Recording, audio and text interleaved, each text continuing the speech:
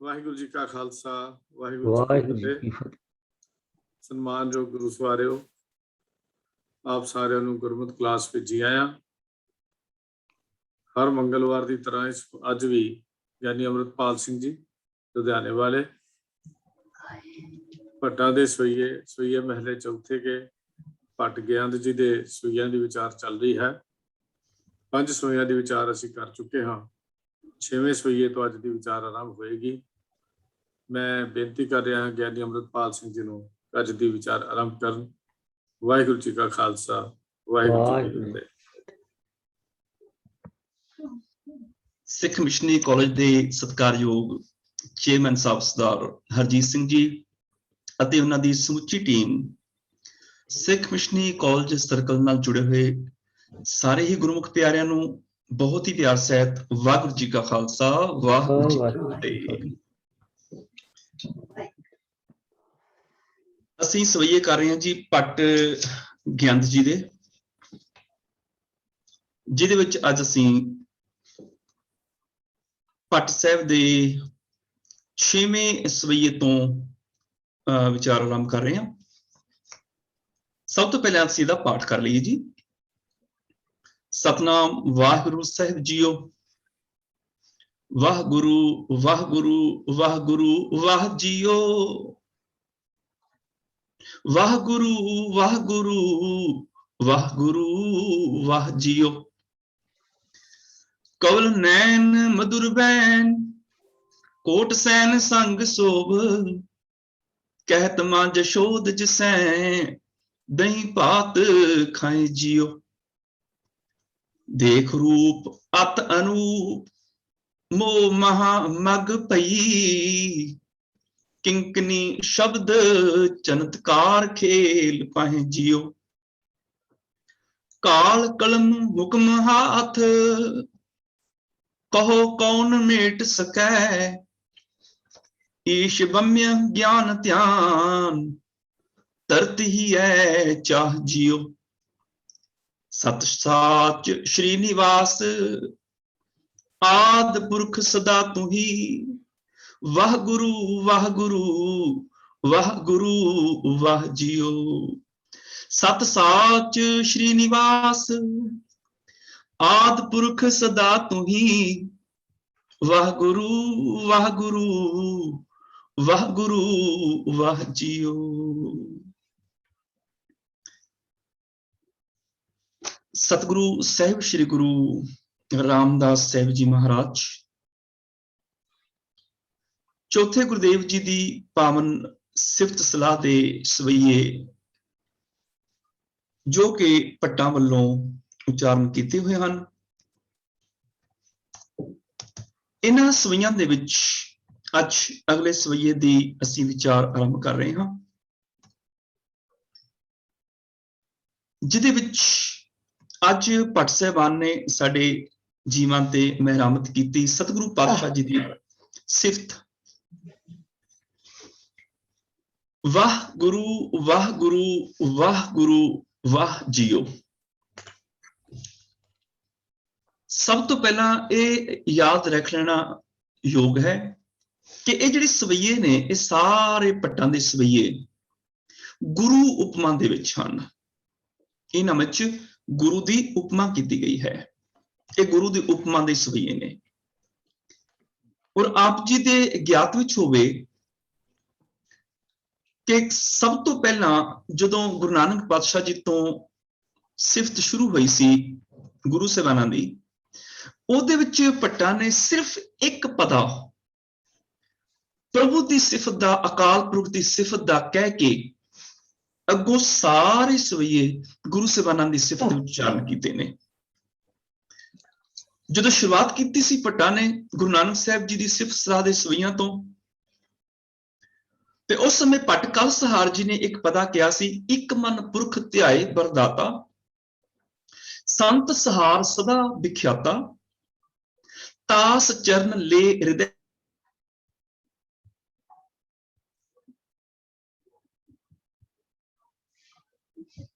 ਆਵਾਜ਼ ਬੰਦ।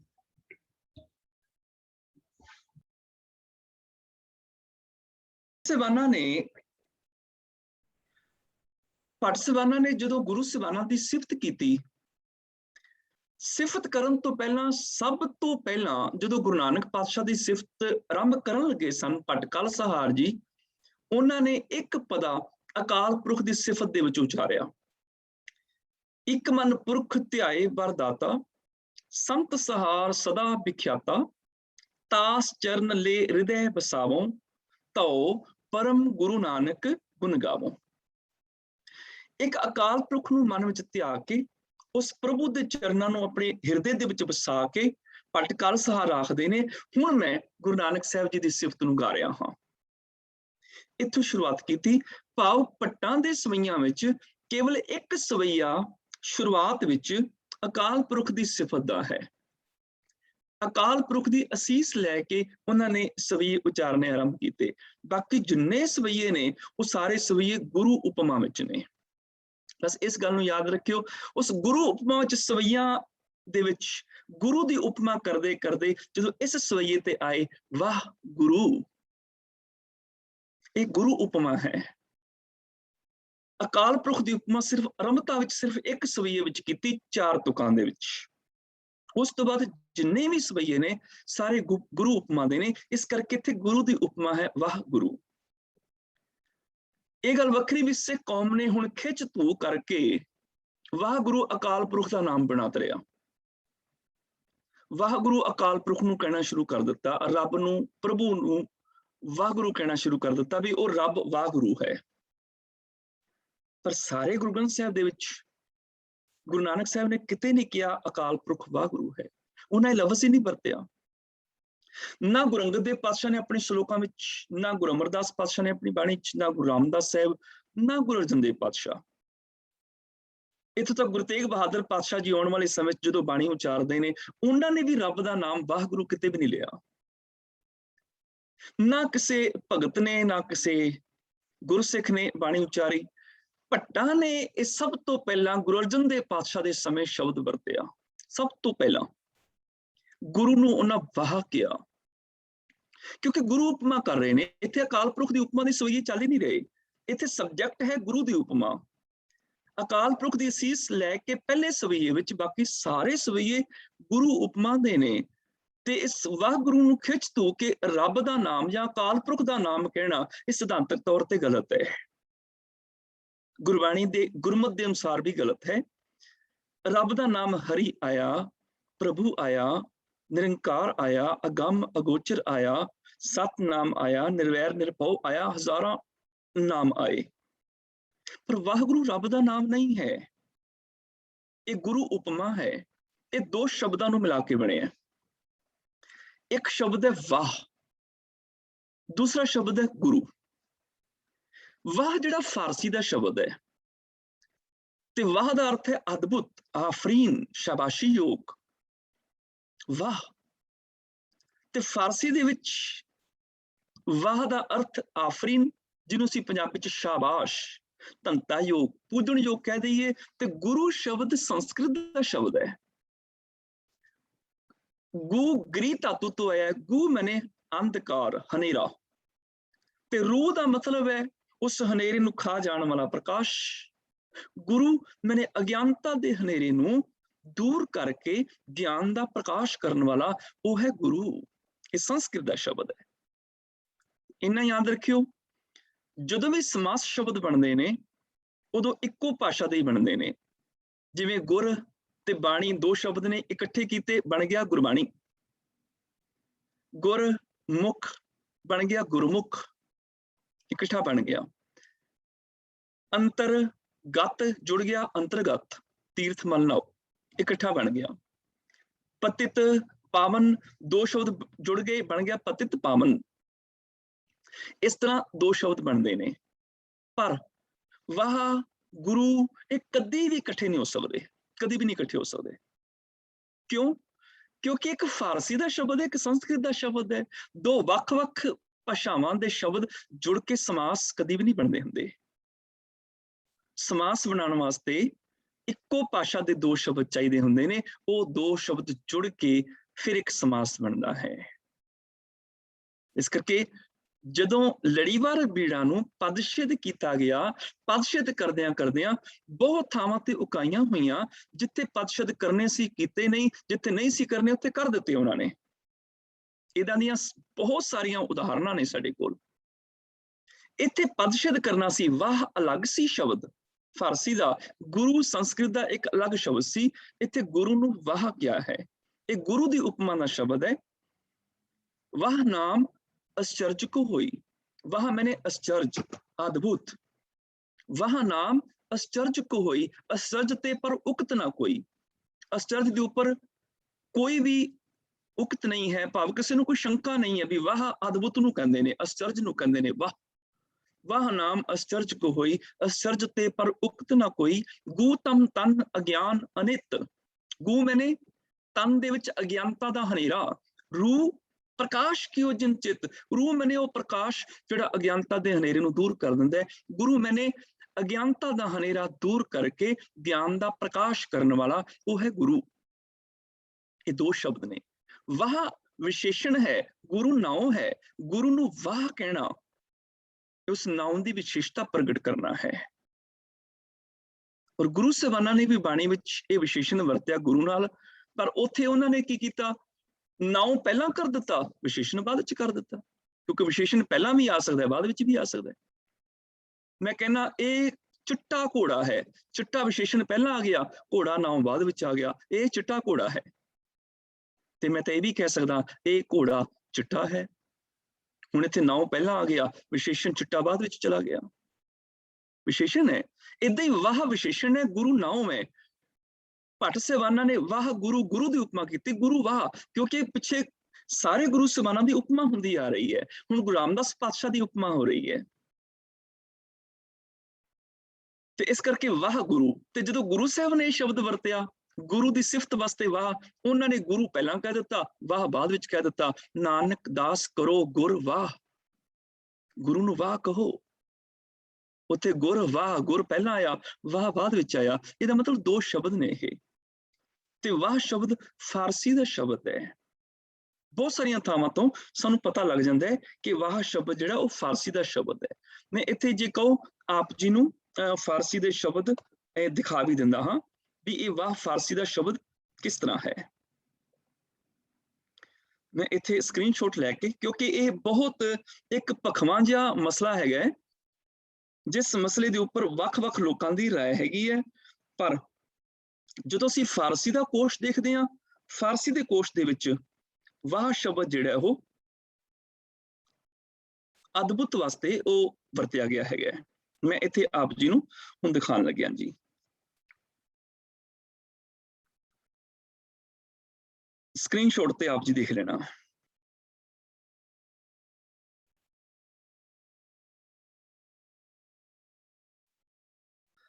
ਵਾਹ, ਆ ਦੇਖੋ ਫਾਰਸੀ ਦਾ ਸ਼ਬਦ ਹੈ ਵਾਹ। ਇਹਦੇ ਵਿੱਚ ਅਰਥ ਹੈਗਾ ਪ੍ਰਸ਼ੰਸਾ, ਵਿਸਮਾਦ ਦਾ ਸ਼ਬਦ, ਬਹੁਤ ਖੂਬ, ਅਚਰਜ, ਸੇਵਕ ਕੈ ਭਰਪੂਰ ਜੁਗ ਜੁਗ, ਵਾਹ ਗੁਰੂ ਤੇਰਾ ਸਭ ਸਦਕਾ।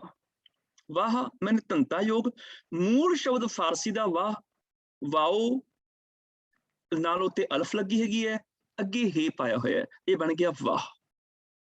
ਇਸੇ ਤਰ੍ਹਾਂ ਹੀ ਮੈਂ ਮਹਾਨ ਕੋਸ਼ ਦੇ ਵਿੱਚੋਂ ਵੀ ਆਪ ਜੀ ਨੂੰ ਦਿਖਾ ਦਿਆਂ।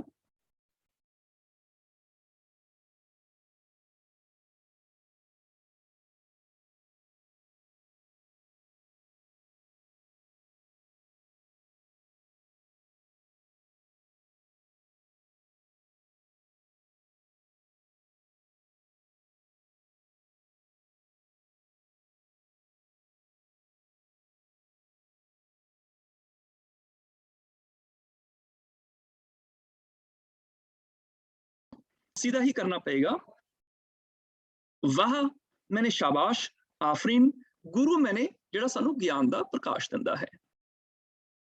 ਖੈਰ ਹੁਣ ਇਹ ਫਾਰਸੀ ਦਾ ਸ਼ਬਦ ਹੈਗਾ ਜੀ ਵਾਹ, ਤੇ ਭੱਟਾਂ ਨੇ ਗੁਰੂ ਸਾਹਿਬਾਨਾਂ ਲਈ ਇਹ ਸ਼ਬਦ ਵਰਤਿਆ ਵਾਹ। ਵਾਹ ਗੁਰੂ ਜਿਹੜਾ ਅਸੀਂ ਗੁਰੂ ਦੀ ਸਿਫਤ ਕਰਦੇ ਹਾਂ। ਇਹ ਉਦੋਂ ਮੂੰਹ ਚੋਂ ਨਿਕਲਦੀ ਹੈ ਜਦੋਂ ਸੱਚਮੁੱਚ ਜ਼ਿੰਦਗੀ 'ਚ ਤਬਦੀਲੀ ਆ ਜਾਂਦੀ ਹੈ। ਅਸੀਂ ਇਹਨੂੰ ਪਹਿਲੀ ਪੌੜੀ ਬਣਾਇਆ ਹੋਇਆ, ਸ਼ੁਰੂਆਤ ਕਰੋ ਵਾਹਿਗੁਰੂ ਤੋਂ। ਇਹ ਪਹਿਲੀ ਨਹੀਂ, ਚੌਥੀ ਪੌੜੀ ਆ, ਆਖਰੀ ਪੌੜੀ ਇਹ। ਜਦੋਂ ਸੱਚਮੁੱਚ ਜ਼ਿੰਦਗੀ 'ਚ ਤਬਦੀਲੀ ਆ ਜਾਂਦੀ ਹੈ, ਮੈਂ ਕਿਸੇ ਗਰੀਬ ਦਾ ਹੱਕ ਮਾਰਨ ਲੱਗਿਆ, ਗੁਰੂ ਦੀ ਬਾਣੀ ਮੇਰੇ ਅੰਦਰ ਗੂੰਜ ਉੱਠੀ, ਹੱਕ ਪਰਾਇਆ ਨਾਨਕਾ ਉਸ ਸੁਰ ਉਸ ਗਾਏ, ਮੈਂ ਹੱਥ ਪਿੱਛੇ ਖਿੱਚ ਲਿਆ, ਵਾਹ ਗੁਰੂ ਸ਼ੁਕਰ ਹੈ ਤੂੰ ਮੈਨੂੰ ਬਚਾ ਲਿਆ ਕਾਲੀ ਕਮਾਈ ਤੋਂ, ਹਰਾਮ ਦੀ ਕਮਾਈ ਤੋਂ ਬਚਾ ਲਿਆ ਮੈਨੂੰ, ਸ਼ੁਕਰ ਤੇਰਾ, ਵਾਹ ਅਦਭੁਤ। ਵਾਹ ਉਦੋਂ ਆਪ ਮੁਹਾਰੇ ਨਿਕਲਦਾ ਜਦੋਂ ਸਹਿਜ ਦੀ ਅਵਸਥਾ ਆ ਜਾਂਦੀ ਹੈ, ਜਾਂ ਉਦੋਂ ਵਾਹ ਆਪਣੇ ਆਪ ਮੁਹਾਰੇ ਨਿਕਲਦਾ ਜਦੋਂ ਜ਼ਿੰਦਗੀ 'ਚ ਇੱਕ ਬੜੀ ਵੱਡੀ ਤਬਦੀਲੀ ਹੋ ਜਾਂਦੀ ਹੈ। ਹੁਣ ਇੱਥੇ ਭੱਟਾਂ ਦੀ ਜ਼ਿੰਦਗੀ 'ਚ ਤਬਦੀਲੀ ਹੋਈ।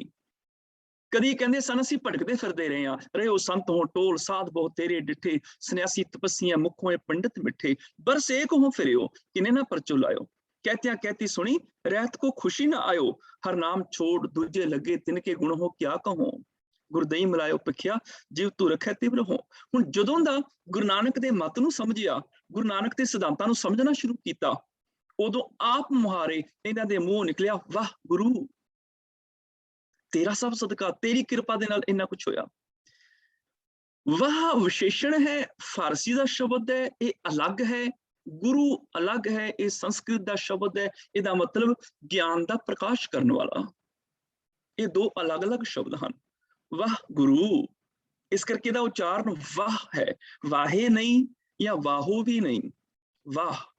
वाह गुरु, वाह गुरु, वाह गुरु, वाह जियो, हे गुरु जियो, वाह, हे गुरु जी वाह, हे गुरु जी सदके, हे गुरु जी शाबाश, हे गुरु जी धनता योग, तुसी अद्भुत हो, तुसी आश्चर्य हो, वाह गुरु। उस तो अगे कवल नैन मधुर बैन कोट सैन संग शोभ। कवल नैन, नैन हुंदे ने दो अखां ने, इस करके नैन दे नन्ने नूं औकड़ नहीं आई, क्योंकि इत्थे बहुवचन नैन दी गल चल रही है। कवल नैन मधुर बैन, ते कवल क्योंकि दो अखां ने, इस करके कवल भी जिहड़ा है लल्ले तो मुक्ता आ गया।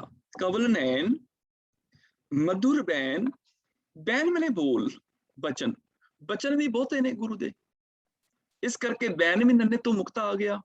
ते मधुर मैंने मिठे हन, ते बैन दा बहुवचन विशेषण मधुर भी जिहड़ा है वो रारे दी औंकड़ तो बिना आ गया। कोट सैन संग शोभ, कोट सैन मैंने करोड़ा ही सैना करोड़ा ही जीव, संग इत्थे संग जिहड़े हथ लिखत बीड़ां दे विच संग दे गग्गे नूं सिहारी है, क्योंकि संबंधक है, ते संबंधक जदों भी आंदा है संग अपनी सिहारी मौलिक नाल लैके आउंदा है, मतलब अपनी सिहारी जिहड़ी है वो नाल लैके आउंदा है, सिहारी संबंधक दी पछाण है। इस करके हथ लिखत बीड़ां विच संग दे गग्गे नूं सिहारी लगी हुई है, जो कि जरूरी है। जे संग दे गग्गे नूं सिहारी ना लगी होवे, गग्गे नूं औंकड़ होवे संग मैंने एक साथ, ते संग गग्गे नूं औंकड़ ना होवे ते बहुते साथ, पर इत्थे साथ नहीं, इत्थे नाल अर्थ है। संग शोभ, नाल शोभदे हन। कहत मां जशोद जिसै दही भात खाए जियो, कहत मां जशोद, कहत मैंने आखदी सी, कहत कहंदी सी, पर इत्थे ਅਸੀਂ ਕਹਿ ਦਿੰਨੇ ਆ ਜਦੋਂ ਅਸੀਂ ਇਹਨਾਂ ਤੁਕਾਂ ਨੂੰ ਪੜ੍ਹਦੇ ਆ, ਕਹਿੰਦੀ ਸੀ ਅਰਥ ਇੱਥੇ ਆਪਾਂ ਲਿਖਣ ਚ ਆ ਜਾਂਦਾ, ਪਰ ਸੀ ਬਣਦਾ ਨਹੀਂ ਹੈ ਕਹਿਤ ਦਾ। ਕਹਿਤ ਦਾ ਮਤਲਬ ਬਣਦਾ ਹੈ ਵਰਤਮਾਨ ਕਾਲ ਦੇ ਵਿੱਚ ਇਹਦੇ ਅਰਥ ਨਿਕਲਦੇ ਕਿ ਕਹਿੰਦੀ ਹੈ।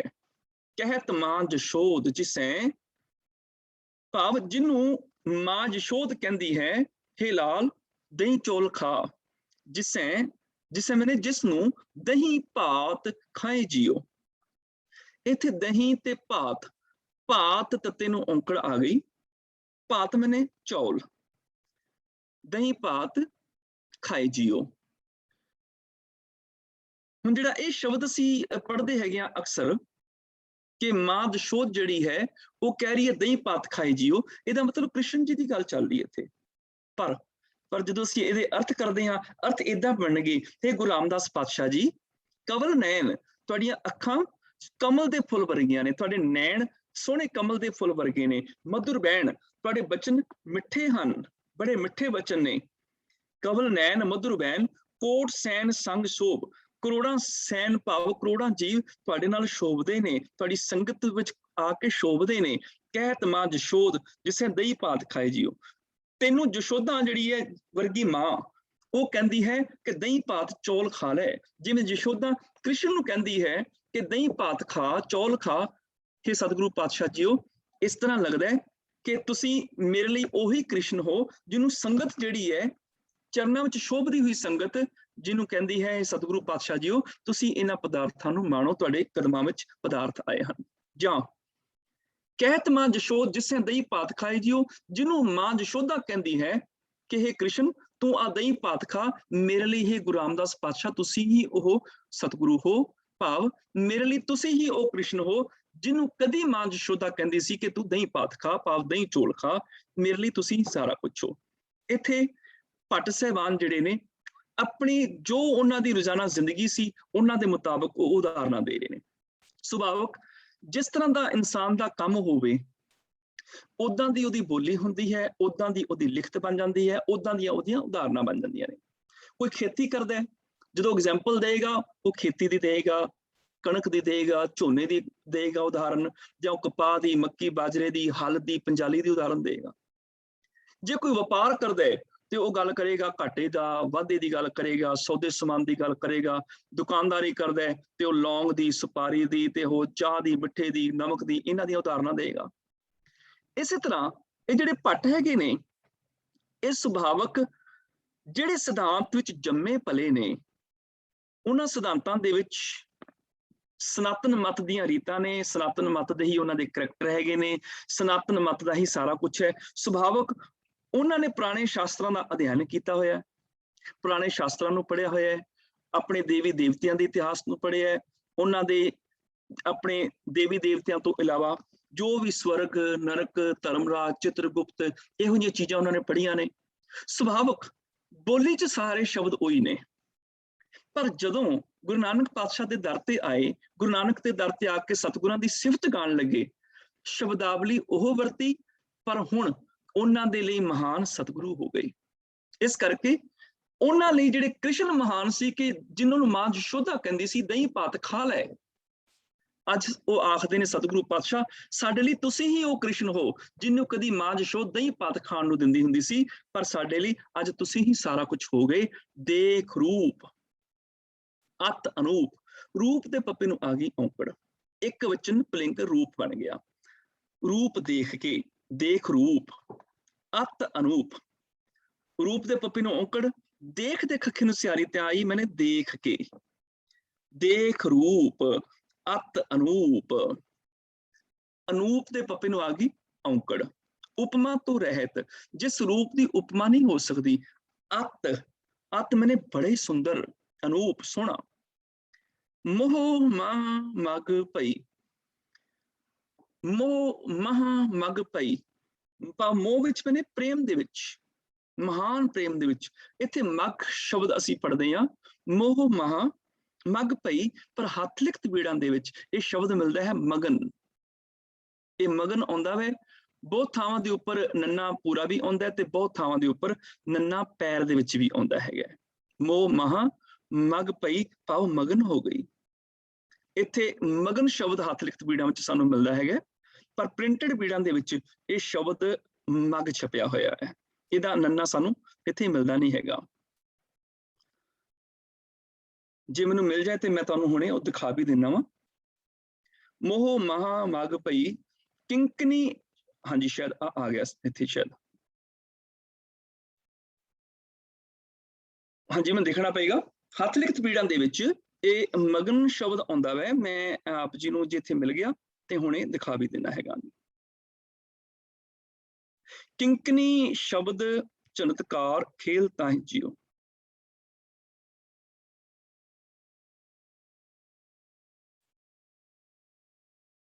ਇਸ ਟਾਈਮ ਮੈਨੂੰ ਉਹ ਲੱਭ ਨਹੀਂ ਰਿਹਾ ਹੈਗਾ, ਚਲੋ ਉਹ ਬਾਅਦ ਵਿੱਚ ਦੇਖ ਲਾਂਗੇ, ਜੇ ਹੁਣ ਨਹੀਂ ਮਿਲ ਰਿਹਾ ਤੇ ਬਾਅਦ ਵਿੱਚ ਦੇਖ ਲਾਂਗੇ। ਹਾਂਜੀ, ਦੇਖ ਰੂਪ ਅਤ ਅਨੂਪ ਮੋਹ ਮਾਂ ਮਗ ਪਈ, ਕਿੰਕਨੀ ਸ਼ਬਦ ਚਮਤਕਾਰ ਖੇਲ ਪਾਹੀ ਜੀਓ। ਕਿੰਕਨੀ, ਕਿੰਕਨੀ ਮੈਨੇ ਇੱਕ ਗਹਿਣਾ ਹੁੰਦਾ ਹੈ ਤੜਾਗੀ ਦਾ, ਉਹਦੀ ਆਵਾਜ਼ ਬੜੀ ਮਿੱਠੀ ਹੁੰਦੀ ਹੈ। ਚਮਤਕਾਰ ਮੈਨੇ ਛੜਕਾਰ ਵਾਲੀ ਆਵਾਜ਼, ਸੋਹਣੀ ਆਵਾਜ਼। ਖੇਲ ਪਾਹੇ ਜੀਓ। ਖੇਲ ਪਾਹੇ ਜੀਓ ਮੈਨੇ ਜਦੋਂ ਤੂੰ ਖੇਲ ਮਚਾਉਂਦਾ ਹੈ, ਭਾਵ ਤੇਰੀ ਜਿਹੜੀ ਗਹਿਣਿਆਂ ਵਾਲੀ ਛਣਕਾਰ ਹੈ ਉਹ ਖੇਲ ਮਚਾ ਰਹੀ ਹੈ, ਖੇਡ ਪੈਦਾ ਕਰ ਰਹੀ ਹੈ। ਦੇਖ ਰੂਪ, ਭਾਵ ਇਹ ਸਤਿਗੁਰੂ ਪਾਤਸ਼ਾਹ ਤੁਹਾਡੇ ਅੰਤਾਂ ਦਾ ਸੁੰਦਰ ਮੁਖੜਾ ਦੇਖ ਕੇ, ਅਤ ਅਨੂਪ, ਪਿਆਰ ਦੇ ਵਿੱਚ ਅਖੀਰ ਵਿੱਚ ਅੰਤਾਂ ਦਾ ਸੋਹਣਾ ਰੂਪ ਦੇਖ ਕੇ ਮੋਹ ਮਹਾ ਮਗ ਪਈ, ਮੇਰੇ ਮਨ ਦੇ ਵਿੱਚ ਪਿਆਰ ਦੇ ਵਿੱਚ ਮਮਤਾ ਵਿੱਚ ਅਖੀਰ ਪਹੁੰਚ ਗਈ। ਕਿੰਕਨੀ ਸ਼ਬਦ ਚਮਤਕਾਰ ਖੇਲ ਪਾਏ ਜੀਓ। ਮੇਰੇ ਮਨ ਵਿੱਚ ਹੁਣ ਜਿਹੜੇ ਛੜਕਾਟਾ ਪਾਉਣ ਵਾਲੇ ਗਹਿਣੇ ਨੇ ਉਹਨਾਂ ਦੀ ਝਣਕਾਰ ਖੇਲ ਕਰ ਰਹੀ ਹੈ। ਭਾਵ ਜਿਵੇਂ ਮੰਨੋ ਗਹਿਣਿਆਂ ਦੀ ਝਣਕਾਰ ਜਿਹੜੀ ਹੈ ਖੇਲ ਪਾਉਂਦੀ ਹੈ, ਗਹਿਣਿਆਂ ਦੀ ਝਣਕਾਰ ਸੁੰਦਰ ਲੱਗਦੀ ਹੈ। ਕਿ ਸਤਿਗੁਰੂ ਪਾਤਸ਼ਾਹ ਤੇਰੇ ਸੁੰਦਰ ਰੂਪ ਨੂੰ ਦੇਖ ਕੇ, ਤੇਰੇ ਅੰਤਾਂ ਦੇ ਸੋਹਣੇ ਅਨੂਪ ਚਿਹਰੇ ਨੂੰ ਦੇਖ ਕੇ ਮੇਰੇ ਮਨ ਦੇ ਵਿੱਚ ਵੀ ਪਿਆਰ ਦੀ ਇੱਕ ਗਹਿਣਿਆਂ ਦੀ ਛਣਕਾਰ ਪੈਦਾ ਹੋ ਗਈ ਹੈ। ਪ੍ਰੋਫੈਸਰ ਸਾਹਿਬ ਸਿੰਘ ਜੀ ਨੇ ਭਾਵੇਂ ਇੱਥੇ ਯਸ਼ੋਦਾ ਦੀ ਗੱਲ ਕੀਤੀ, ਪਰ ਯਸ਼ੋਦਾ ਬਾਰੇ ਸਿਰਫ ਇੱਕੋ ਤੁਕ ਹੈ ਇਹ ਵਾਲੀ ਕਿ ਕਹਿਤ ਮਾਂ ਯਸ਼ੋਦ ਜਿਸੇ ਦਹੀਂ ਪਾਤ ਖਾਏ ਜੀਓ। ਮੇਰੇ ਲਈ ਤੁਸੀਂ ਉਹੀ ਸੁੰਦਰ ਰੂਪ ਵਾਲੇ ਹੋ ਜਿਹਨੂੰ ਕਦੀ ਮਾਂ ਯਸ਼ੋਦ ਦਹੀਂ ਪਾਤ ਖਵਾਉਂਦੀ ਸੀ, ਪਰ ਮੇਰੇ ਲਈ ਤੁਸੀਂ ਹੀ ਉਹ ਕ੍ਰਿਸ਼ਨ ਹੋ। ਤੁਹਾਡਾ ਸੁੰਦਰ ਰੂਪ ਦੇਖ ਕੇ ਮੇਰੇ ਮਨ ਦੇ ਵਿੱਚ ਪਿਆਰ ਦੇ ਵਿੱਚ ਮਸਤੀ ਵਿੱਚ ਅਖੀਰ ਪਹੁੰਚ ਗਈ, ਹੱਦ ਪਹੁੰਚ ਗਈ, ਅੱਤ ਹੋ ਗਈ, ਤੇ ਤੁਹਾਡੇ ਮੇਰੇ ਮਨ ਦੇ ਵਿੱਚ ਸੋਹਣੇ ਗਹਿਣਿਆਂ ਦੀ ਛਣਕਾਰ ਜਿਹੜੀ ਹੈ ਉਹ ਖੇਲ ਕਰ ਰਹੀ ਹੈ। ਭਾਵ ਸੋਹਣੇ ਗਹਿਣਿਆਂ ਦੀ ਛਣਕਾਰ ਵਾਂਗੂ ਤੁਹਾਡੀ ਜਿਹੜੀ ਚਿਹਰੇ ਦਾ ਰੂਪ ਹੈ ਮੇਰੇ ਮਨ ਦੇ ਵਿੱਚ ਝਲਕਾਰਾ ਪਾ ਰਿਹਾ ਹੈ, ਛਣਕਾਟਾ ਪਾ ਰਿਹਾ ਹੈ। ਕਾਲ ਕਲਮ ਹੁਕਮ ਹਾਥ, ਇੱਥੇ ਕਾਲ ਦੇ ਲੱਲੇ ਨੂੰ ਔਂਕੜ ਨਹੀਂ ਹੈ, ਕਾਲ ਮੈਨੇ ਸਮਾਂ, ਤੇ ਇੱਥੇ ਲੁਪਤ ਸੰਬੰਧਕ ਆ ਗਿਆ ਦੀ, ਕਾਲ ਦੀ। ਕਲਮ, ਕਲਮ ਕਿਉਂਕਿ ਇਸਤਰੀ ਲਿੰਗ ਸ਼ਬਦ ਹੈ ਇਸ ਕਰਕੇ ਮੰਮੀ ਨੂੰ ਇੱਥੇ ਔਂਕੜ ਨਹੀਂ ਆਈ। ਕਾਲ ਦੀ ਕਲਮ ਭਾਵ ਸਮੇਂ ਦੀ ਕਲਮ, ਮੌਤ ਦੀ ਕਲਮ। ਹੁਕਮ ਹਾਥ, ਹਾਥ ਦੇ ਆ ਗਈ ਥਿੱਥੇ ਨੂੰ ਸਿਆਰੀ, ਮੈਨੇ ਹੱਥ ਵਿੱਚ, ਤੇ ਹੁਕਮ ਇੱਕ ਵਚਨ ਪੁਲਿੰਗ ਹੈ, ਮੰਮੀ ਨੂੰ ਔਂਕੜ ਆ ਗਈ। ਕਾਲ ਕਲਮ ਹੁਕਮ ਹਾਥ, ਕਹੋ ਕੌਣ ਮੇਟ ਸਕੇ। ਕਹੋ ਮੈਨੇ ਦੱਸੋ ਕੌਣ, ਕਿਹੜਾ ਮਨੁੱਖ, ਨੰਨੇ ਨੂੰ ਆ ਗਈ ਔਂਕੜ। ਕੌਣ ਮੇਟ ਸਕੇ, ਕੌਣ ਮਿਟਾ ਸਕਦਾ ਹੈ, ਸਕੇ ਮੈਨੇ ਸਕਦਾ ਹੈ। ਕਾਲ ਕਲਮ ਹੁਕਮ ਹਾਥ, ਕਹੋ ਕੌਣ ਮੇਟ ਸਕੇ।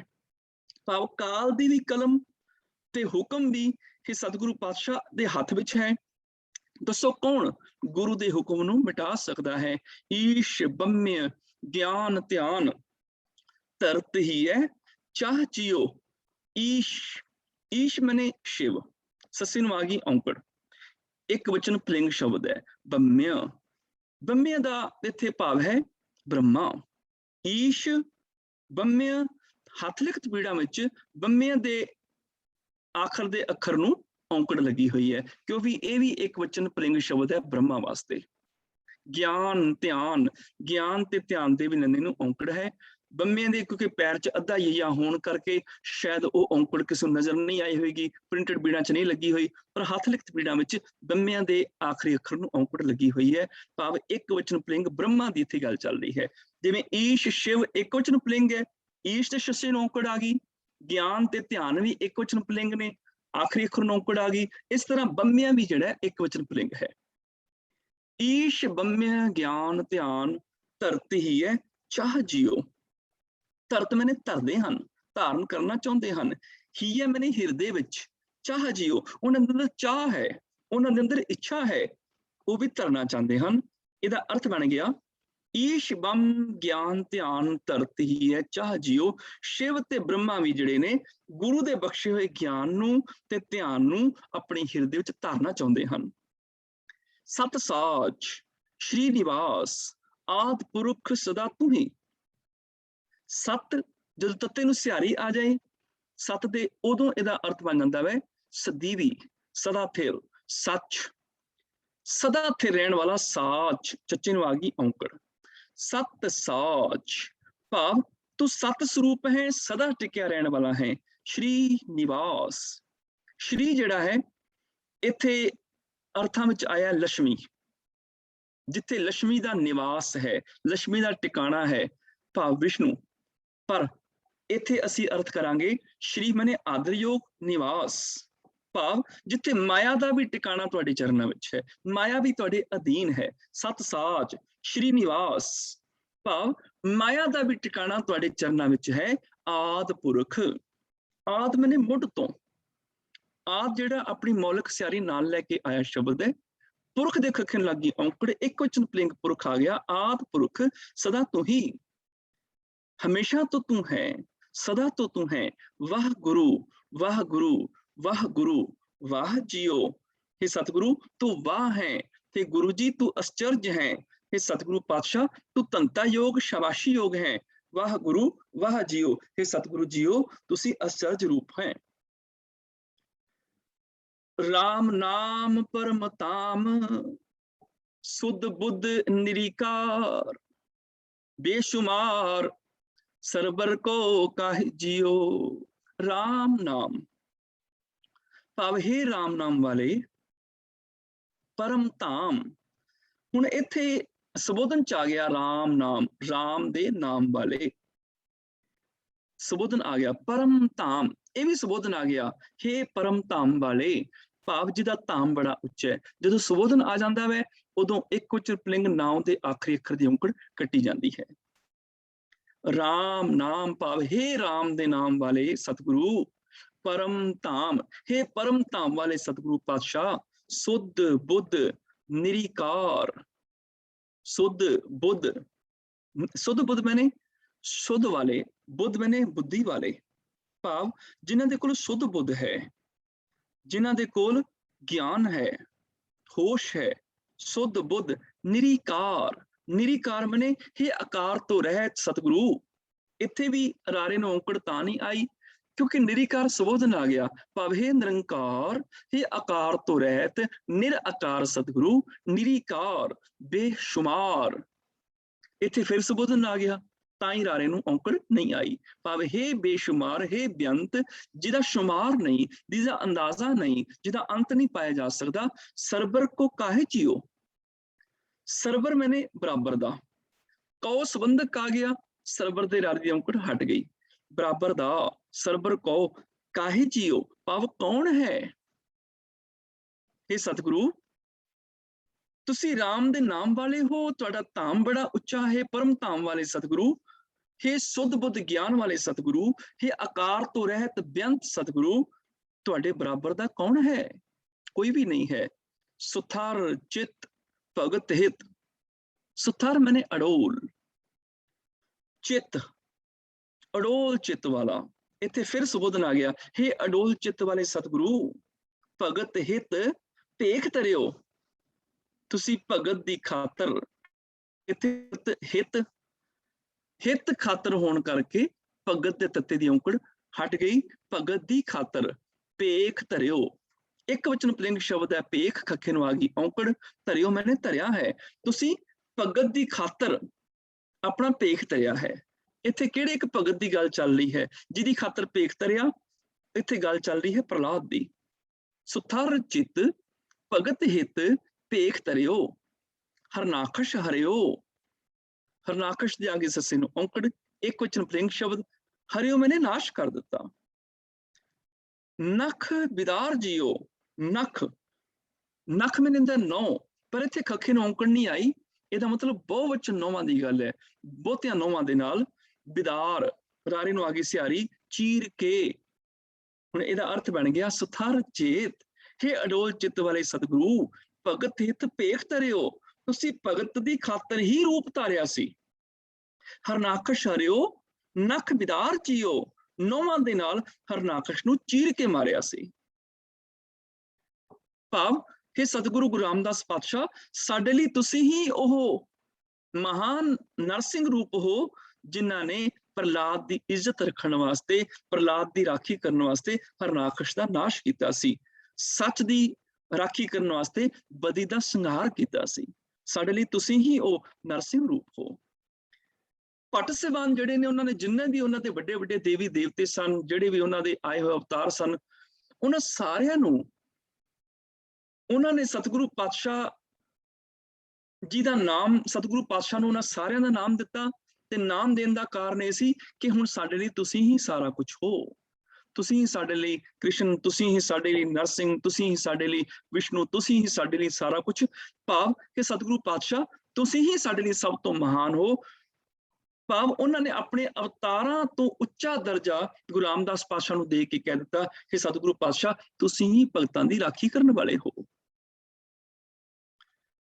ਸੰਖ ਚੱਕਰ ਗਦਾ ਪਦਮ ਆਪ ਆਪ ਕੀਓ ਛਦਮ। ਸੰਖ ਚੱਕਰ ਇਹ ਵਿਸ਼ਨੂੰ ਦੇ ਸਾਰੇ ਚਿੰਨ੍ਹ ਮੰਨੇ ਨੇ। ਸੰਖ ਵਜਾਉਣ ਵਾਲਾ, ਚੱਕਰ ਉਂਗਲ ਉੱਪਰ ਘੁਮਾਉਣ ਵਾਲਾ ਗੋਲ ਚੱਕਰ, ਗਦਾ ਜਿਹੜੀ ਭੀਮ ਦੀ ਗਦਾ ਅਕਸਰ ਸਾਨੂੰ ਪਤਾ ਹੈ, ਪਦਮ, ਇਹ ਜਿੰਨੀਆਂ ਨਿਸ਼ਾਨੀਆਂ ਨੇ ਇਹ ਸਾਰੀਆਂ ਵਿਸ਼ਨੂੰ ਦੇ ਚਿੰਨ੍ਹ ਹੈਗੇ ਨੇ। ਸੰਖ ਚੱਕਰ ਗਦਾ ਪਦਮ ਆਪ ਆਪ ਕੀਓ ਛਦਮ। ਆਪ ਹੀ ਆਪ ਆਪਣੇ ਆਪ ਨੂੰ, ਕੀਓ ਛਦਮ, ਛਦਮ ਮੈਨੇ ਛਲ, ਆਪਣੇ ਆਪ ਨੂੰ ਤੁਸੀਂ ਆਪ ਹੀ ਛਲ ਰੂਪ ਬਣਾ ਲਿਆ, ਭਾਵ 52 ਦਾ ਅਵਤਾਰ ਬਣਾ ਲਿਆ। ਆਪਣੇ ਆਪ ਨੂੰ ਆਪ ਹੀ 52 ਅਵਤਾਰ ਬਣਾ ਲਿਆ। ਆਪ ਆਪ ਕੀਓ ਛਦਮ, ਛਦਮ ਮੈਨੇ ਛਲ, ਭਾਵ 52 ਅਵਤਾਰ। ਅਪਰੰਪਰ ਪਾਰ ਬ੍ਰਹਮ ਲਖੈ ਕੌਣ ਤਾਹੇ ਜੀਓ।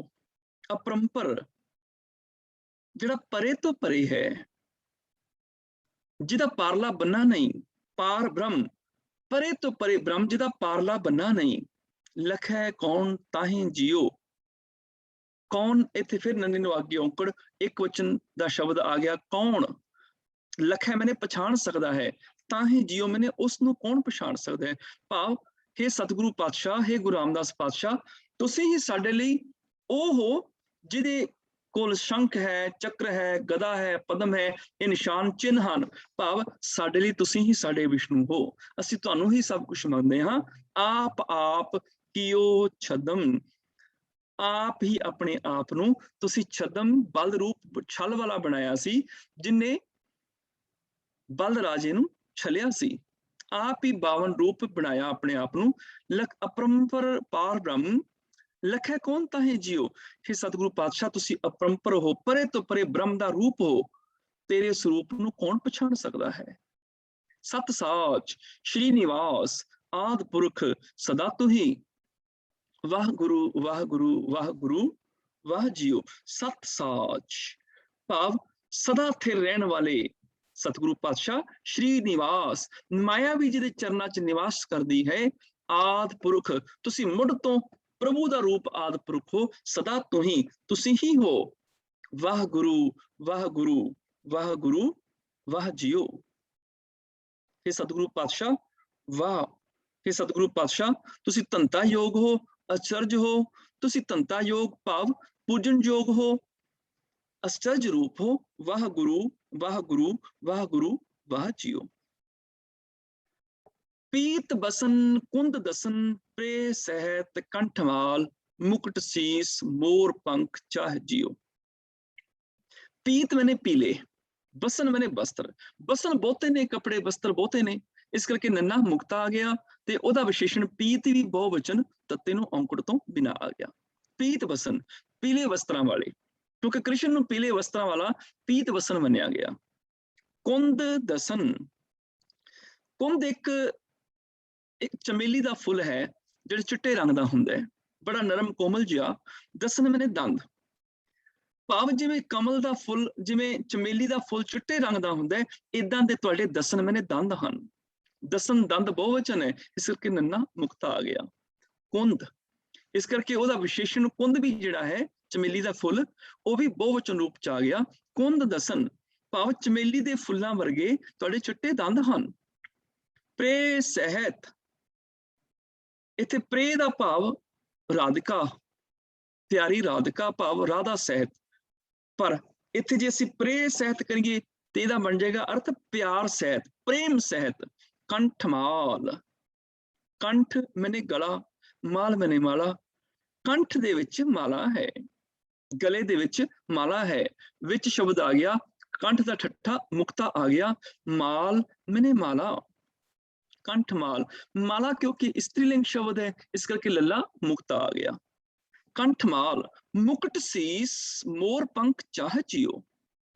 ਮੁਕਟ, ਮੁਕਟ ਮੈਨੇ ਸਿਰ ਉੱਪਰ ਰੱਖਿਆ ਜਾਣ ਵਾਲਾ ਮੁਕਟ। ਉਹ ਕਿਹੜਾ ਮੁਕਟ ਹੈ? ਮੋਰ ਖੰਭ ਦਾ, ਭਾਵ ਮੋਰ ਦੇ ਖੰਭਾਂ ਦਾ। ਸੀਸ ਤੇ ਸੱਸੇ ਨੂੰ ਆ ਗਈ ਸਿਹਾਰੀ, ਮੈਨੇ ਸੀਸ ਉੱਤੇ, ਸਿਰ ਉੱਤੇ। ਮੁਕਟ ਸੀਸ ਮੋਰ ਪੰਖ ਚਾਹ ਜੀਓ। ਮੋਰ ਦੇ ਅੱਗੇ ਰਾਰੇ ਨੂੰ ਤਾਂ ਔਂਕੜ ਨਹੀਂ ਆਈ, ਅੱਗੇ ਸੰਬੰਧਕ ਆ ਗਿਆ ਦੇ। ਪੰਖ ਕਿਉਂਕਿ ਬਹੁਤੇ ਨੇ ਤੇ ਅੱਗੇ ਲੁਪਤ ਸੰਬੰਧਕ ਦਾ ਵੀ ਹੈ। ਮੋਰ ਦੇ ਪੰਖਾਂ ਵਾਲਾ ਚਾਹ ਜਿਉ, ਮੈਨੇ ਚਾਹ ਨਾਲ ਤੂੰ ਪਹਿਨਦਾ ਹੈ, ਉਤਸ਼ਾਹ ਨਾਲ ਪਹਿਨਦਾ ਹੈ। ਭਾਵੇਂ ਸਤਿਗੁਰੂ ਪਾਤਸ਼ਾਹ ਮੇਰੇ ਵਾਸਤੇ ਤੁਸੀਂ ਹੀ ਪੀਲੇ ਵਸਤਰਾਂ ਵਾਲੇ ਉਹ ਕ੍ਰਿਸ਼ਨ ਹੋ ਜਿਹਦੇ ਦੰਦ ਚਿੱਟੇ ਤੋਂ ਜਿਹਦੇ ਦੰਦ ਚਿੱਟੇ ਚਮੇਲੀ ਵਰਗੇ ਹਨ, ਜੋ ਆਪਣੀ ਪਿਆਰੀ ਦੇ ਸਹਿਤ ਨਾਲ ਹੈ, ਜਿਹਦੇ ਗਲ ਦੇ ਵਿੱਚ ਮਾਲਾ ਹੈ, ਜਿਹਦੇ ਸਿਰ ਤੇ ਮੋਰ ਦੇ ਖੰਭਾਂ ਦਾ ਮੁਕਟ ਬੜੇ ਚਾਹ ਨਾਲ ਉਹਨੇ ਧਰਿਆ ਹੋਇਆ ਹੈ। ਭਾਵ ਕਿ ਸਤਿਗੁਰੂ ਗੁਰੂ ਰਾਮਦਾਸ ਪਾਤਸ਼ਾਹ ਸਾਡੇ ਲਈ ਤੁਸੀਂ ਹੁਣ ਸਾਡੇ ਸ਼੍ਰੀ ਕ੍ਰਿਸ਼ਨ ਹੋ, ਭਾਵ ਅਸੀਂ ਤੁਹਾਨੂੰ ਹੀ ਸਾਰਾ ਕੁਝ ਮੰਨਦੇ ਹਾਂ। ਬੇਵਜ਼ੀਰ ਬੜੇ ਧੀਰ, ਵਜ਼ੀਰ ਆਖਦੇ ਨੇ ਸਲਾਹਕਾਰ ਨੂੰ, ਤੇ ਬੇਵਜ਼ੀਰ ਮੈਨੇ ਬਿਨਾਂ ਸਲਾਹਕਾਰ ਤੋਂ, ਭਾਵ ਤੁਹਾਨੂੰ ਕਿਸੇ ਵਜ਼ੀਰ ਦੀ ਲੋੜ ਨਹੀਂ, ਕੁਝ ਕਰਨ ਵਾਸਤੇ ਤੁਹਾਨੂੰ ਸਲਾਹ ਲੈਣ ਦੀ ਲੋੜ ਨਹੀਂ ਹੈ ਕਿ ਦੱਸੋ ਕੀ ਕਰੀਏ। ਤੁਸੀਂ ਕਿਸੇ ਤੋਂ ਪੁੱਛਦੇ ਨਹੀਂ ਹੋ, ਸਲਾਹ ਨਹੀਂ ਲੈਂਦੇ ਹੋ। ਹਾਲਾਂਕਿ ਸਿੱਖ ਇਤਿਹਾਸ ਪੜ੍ਹ ਕੇ ਦੇਖੋ, ਸਾਡੇ ਇਤਿਹਾਸ ਵਿੱਚ ਬੜੀਆਂ ਥਾਵਾਂ ਤੇ ਤੁਹਾਨੂੰ ਮਿਲੇਗਾ ਸਤਿਗੁਰੂ ਪਾਤਸ਼ਾਹ ਸਲਾਹ ਲੈਂਦੇ ਹੁੰਦੇ ਨੇ। ਕਦੀ ਕਿਸੇ ਸਿੱਖ ਤੋਂ ਸਲਾਹ ਲੈ ਰਹੇ ਨੇ, ਦੱਸੋ ਗੁਰਸਿੱਖੋ ਆ ਕਰੀਏ ਕਿ ਨਾ ਕਰੀਏ। ਕਦੀ ਕਿਸੇ ਸਿੱਖ ਤੋਂ ਸਲਾਹ ਲੈ ਰਹੇ ਨੇ, 10 ਸਿੱਖਾਂ ਦੱਸ ਇਹ ਕੰਮ ਅਸੀਂ ਕਰੀਏ ਕਿ ਨਾ ਕਰੀਏ। ਕਦੀ ਆਪਣੇ ਪਰਿਵਾਰ ਵਿੱਚ ਆਪਣੇ ਰਿਸ਼ਤੇਦਾਰਾਂ ਤੋਂ ਸਲਾਹ ਲੈਂਦੇ ਹੁੰਦੇ ਨੇ, ਅਸੀਂ ਕਰੀਏ ਕਿ ਨਾ ਕਰੀਏ। ਕਿ ਗੁਰੂ ਨੂੰ ਵੀ ਕਿਸੇ ਦੀ ਸਲਾਹ ਦੀ ਲੋੜ ਹੈ।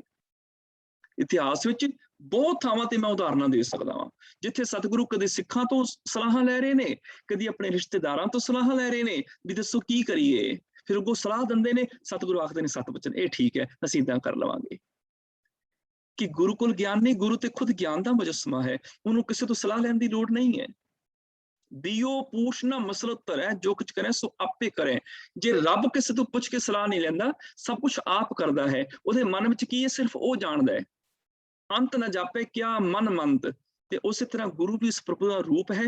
ਗੁਰੂ ਨੂੰ ਵੀ ਕਿਸੇ ਤੋਂ ਸਲਾਹ ਨਹੀਂ ਲੈਣੀ ਪੈਂਦੀ ਕਿ ਮੈਂ ਕਿਸੇ ਤੋਂ ਸਲਾਹ ਲਵਾਂ ਵੀ ਹੁਣ ਮੈਂ ਕੀ ਕਰਾਂ, ਹੁਣ ਦੁਰਾਹਾ ਆ ਗਿਆ, ਦੁਬਿਧਾ ਆ ਗਈ, ਇੱਥੇ ਹੁਣ ਕੀ ਕਰਨਾ ਚਾਹੀਦਾ। ਚਲੋ ਕੋਈ ਸਿੱਖ ਮੈਨੂੰ ਗਿਆਨ ਦੇ ਦੇਵੇ, ਕੋਈ ਰਿਸ਼ਤੇਦਾਰ ਮੈਨੂੰ ਗਿਆਨ ਦੇ ਦੇਵੇ, ਮੈਂ ਉਦਾਂ ਕਰ ਲਵਾਂ।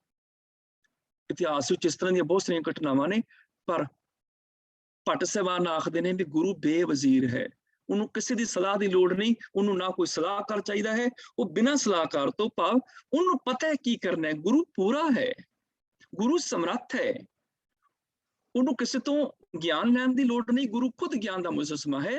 ਬੇਵਜ਼ੀਰ ਭਾਵ ਹੈ ਸਤਿਗੁਰੂ ਪਾਤਸ਼ਾਹ ਜੀ ਤੁਹਾਨੂੰ ਵਜ਼ੀਰਾਂ ਦੀ ਲੋੜ ਨਹੀਂ ਹੈ, ਤੁਹਾਨੂੰ ਕਿਸੇ ਸਲਾਹਕਾਰ ਦੀ ਲੋੜ ਨਹੀਂ ਹੈ। ਬੜੇ ਧੀਰ, ਤੁਸੀਂ ਬਹੁਤ ਵੱਡੇ ਧੀਰਜ ਵਾਲੇ ਹੋ, ਤੁਸੀਂ ਬੜੇ ਧੀਰਜ ਵਾਲੇ ਹੋ। ਹੇ ਧੀਰਜ ਵਾਲੇ ਸਤਿਗੁਰੂ, ਹੇ ਬਿਨਾਂ ਸਲਾਹਕਾਰ ਤੋਂ ਸਤਿਗੁਰੂ, ਧਰਮ ਅੰਗ, ਤੁਸੀਂ ਧਰਮ ਦੇ ਅੰਗ ਹੋ, ਧਰਮ ਦੇ ਸਰੂਪ ਹੋ। ਇਹ ਸਾਰੀਆਂ ਥਾਵਾਂ ਤੇ ਅਖੀਰ ਤੇ ਔਂਕੜ ਤਾਂ ਨਹੀਂ ਆਈ ਕਿਉਂਕਿ ਸਾਰੇ ਸੰਬੋਧਨ ਕੀਤੇ ਗਏ ਨੇ। ਬੇਵਜ਼ੀਰ ਰਾਰੇ ਨੂੰ ਤਾਂ ਔਂਕੜ ਨਹੀਂ ਆਈ ਕਿ ਸਤਿਗੁਰੂ ਪਾਤਸ਼ਾਹ ਤੈਨੂੰ ਸਲਾਹਕਾਰ ਦੀ ਲੋੜ ਨਹੀਂ, ਤੂੰ ਬਿਨਾਂ ਸਲਾਹਕਾਰ ਤੋਂ ਹੈ, ਭਾਵ ਬਿਨਾਂ ਸਲਾਹਕਾਰ ਤੋਂ ਸਤਿਗੁਰੂ। ਵੱਡੇ ਧੀਰ, ਹੇ ਸਤਿਗੁਰੂ ਪਾਤਸ਼ਾਹ ਤੈਨੂੰ ਧੀਰਜ ਦੀ ਲੋੜ ਨਹੀਂ ਹੈ, ਭਾਵ ਤੁਹਾਨੂੰ ਕਿਸੇ ਚੀਜ਼ ਦੀ ਲੋੜ ਨਹੀਂ, ਤੁਸੀਂ ਆਪ ਹੀ ਧੀਰਜ ਵਿੱਚ ਹੋ। ਤੁਹਾਨੂੰ ਕਾਹਲ ਦੀ ਲੋੜ ਨਹੀਂ, ਤੁਸੀਂ ਵੱਡੇ ਧੀਰਜ ਵਾਲੇ ਹੋ। ਧਰਮ ਅੰਗ, ਤੁਸੀਂ ਧਰਮ ਦੇ ਸਰੂਪ ਹੋ। ਅਲਖ ਅਗੰਮ, ਹੇ ਅਲਖ ਹੇ ਅਗੰਮ ਸਤਿਗੁਰੂ ਪਾਤਸ਼ਾਹ ਤੁਸੀਂ ਅਲਖ ਹੋ।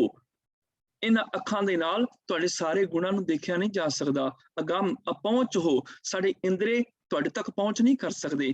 ਖੇਲ ਕੀਆ ਆਪਣੇ ਉਛਾਹ ਜੀਓ, ਖੇਲ ਦੇ ਲੇਲੇ ਨੂੰ ਆ ਗਈ ਔਂਕੜ। ਇਹ ਖੇਲ ਇੱਕ ਐਸਾ ਸ਼ਬਦ ਹੈ ਜਿਹੜਾ ਗੁਰਬਾਣੀ ਵਿੱਚ ਪੁਲਿੰਗ ਦੇ ਰੂਪ ਵਿੱਚ ਵੀ ਆਇਆ ਤੇ ਇਸਤਰੀ ਲਿੰਗ ਦੇ ਰੂਪ ਵਿੱਚ ਵੀ ਆਇਆ। ਦੋਨਾਂ ਰੂਪਾਂ ਦੇ ਵਿੱਚ ਇਹ ਸ਼ਬਦ ਆਇਆ ਹੈ। ਜਿੱਥੇ ਪੁਲਿੰਗ ਰੂਪ ਵਿੱਚ ਆਇਆ ਉੱਥੇ ਲੱਲੇ ਨੂੰ ਔਂਕੜ ਲੱਗ ਗਈ। ਜੀ ਜੰਤ ਸਭ ਤੇਰਾ ਖੇਲ, ਖੇਲ ਦੇ ਉੱਥੇ ਲੱਲੇ ਨੂੰ ਔਂਕੜ ਹੈ, ਇਸੇ ਕਰਕੇ ਤੇਰਾ ਲਫ਼ਜ਼ ਆ ਗਿਆ ਨਾਲ, ਤੇਰੀ ਨਹੀਂ ਤੇਰਾ ਖੇਲ। ਜਾਂ ਜੀ ਜੰਤ ਸਭ ਖੇਲ ਤੇਰਾ ਕਿਆ ਕੋ ਆਖ ਵਖਾਣਾ। ਤੇ ਜਿੱਥੇ ਇਸਤਰੀ ਲਿੰਗ ਰੂਪ ਚ ਆਇਆ ਉੱਥੇ ਲੱਲੇ ਨੂੰ ਔਂਕੜ ਨਹੀਂ ਲੱਗੀ ਹੋਈ। ਬਹੁਤ ਥਾਵਾਂ ਦੇ ਉੱਪਰ ਅਸੀਂ ਜਦੋਂ ਗੁਰਬਾਣੀ ਚ ਪੜ੍ਹਦੇ ਹਾਂ ਐਸੇ ਅਨੇਕਾਂ ਸ਼ਬਦ ਨੇ ਜਿਹੜੇ ਪੁਲਿੰਗ ਤੇ ਇਸਤਰੀ ਲਿੰਗ ਕਈ ਵਾਰੀ ਦੋਨਾਂ ਰੂਪਾਂ ਚ ਆ ਜਾਂਦੇ ਨੇ। ਕੁਝ ਐਸੇ ਸ਼ਬਦ ਹਨ ਜਿਹਦੇ ਵਿੱਚੋਂ ਖੇਲ ਜਦੋਂ ਇਸਤਰੀ ਲਿੰਗ ਰੂਪ ਚ ਆਉਂਦਾ ਹੈ ਉਦੋਂ ਅਸੀਂ ਪੜ੍ਹਦੇ ਹੈਗੇ ਹਾਂ ਗੁਰਬਾਣੀ ਦੇ ਵਿੱਚ ਕਿ ਜਿਹੜੇ ਵਿਕਾਰ ਨੇ, ਜਦੋਂ ਅਸੀਂ ਪੜ੍ਹਦੇ ਹਾਂ ਸ਼ਬਦ ਹੈ ਸਤਿਗੁਰੂ ਪਾਤਸ਼ਾਹ ਜੀ ਦਾ, ਹੋਏ ਇਕੱਤਰ ਮਿਲੋ ਮੇਰੇ ਭਾਈ, ਦੁਬਿਧਾ ਦੂਰ ਕਰੋ ਲਿਵ ਲਾਏ, ਹਰ ਨਾਮੈ ਕਹਿ ਹੋਵੋ ਜੋੜੀ, ਗੁਰਮੁਖ ਬੈਸੋ ਸਫਾ ਵਿਛਾਏ। ਇਨ ਬਿਦ ਪਾਸਾ ਢਾਲੋ ਵੀਰ। ਇਹਦੇ ਵਿੱਚ ਅਸੀਂ ਪੜ੍ਹਦੇ ਹਾਂ ਗੁਰਮੁਖ ਨਾਮ ਜਪੋ ਦਿਨ ਰਾਤੀ ਅੰਤ ਕਾਲ न लागे पीर। करम धर्म तुम चौपड़ साजो सत करो तुम सारी। काम क्रोध लोभ मोह जीतो ऐसी खेल हर प्यारी। ऐसी खेल उत्थे लले नूं औंकड़ नहीं है, ਇਹੋ जी खेड ते उत्थे खेल स्त्रीलिंग होण करके अगों ऐसी शब्द आ गया, ऐसा नहीं ऐसी। ऐसी खेल हर प्यारी भाव ਇਹ ਪਲਿੰਗਤ ਰੂਪ ਚ ਵੀ ਆਉਂਦਾ ਹੈ, ਇਸਤਰੀਲਿੰਗ ਰੂਪ ਚ ਵੀ।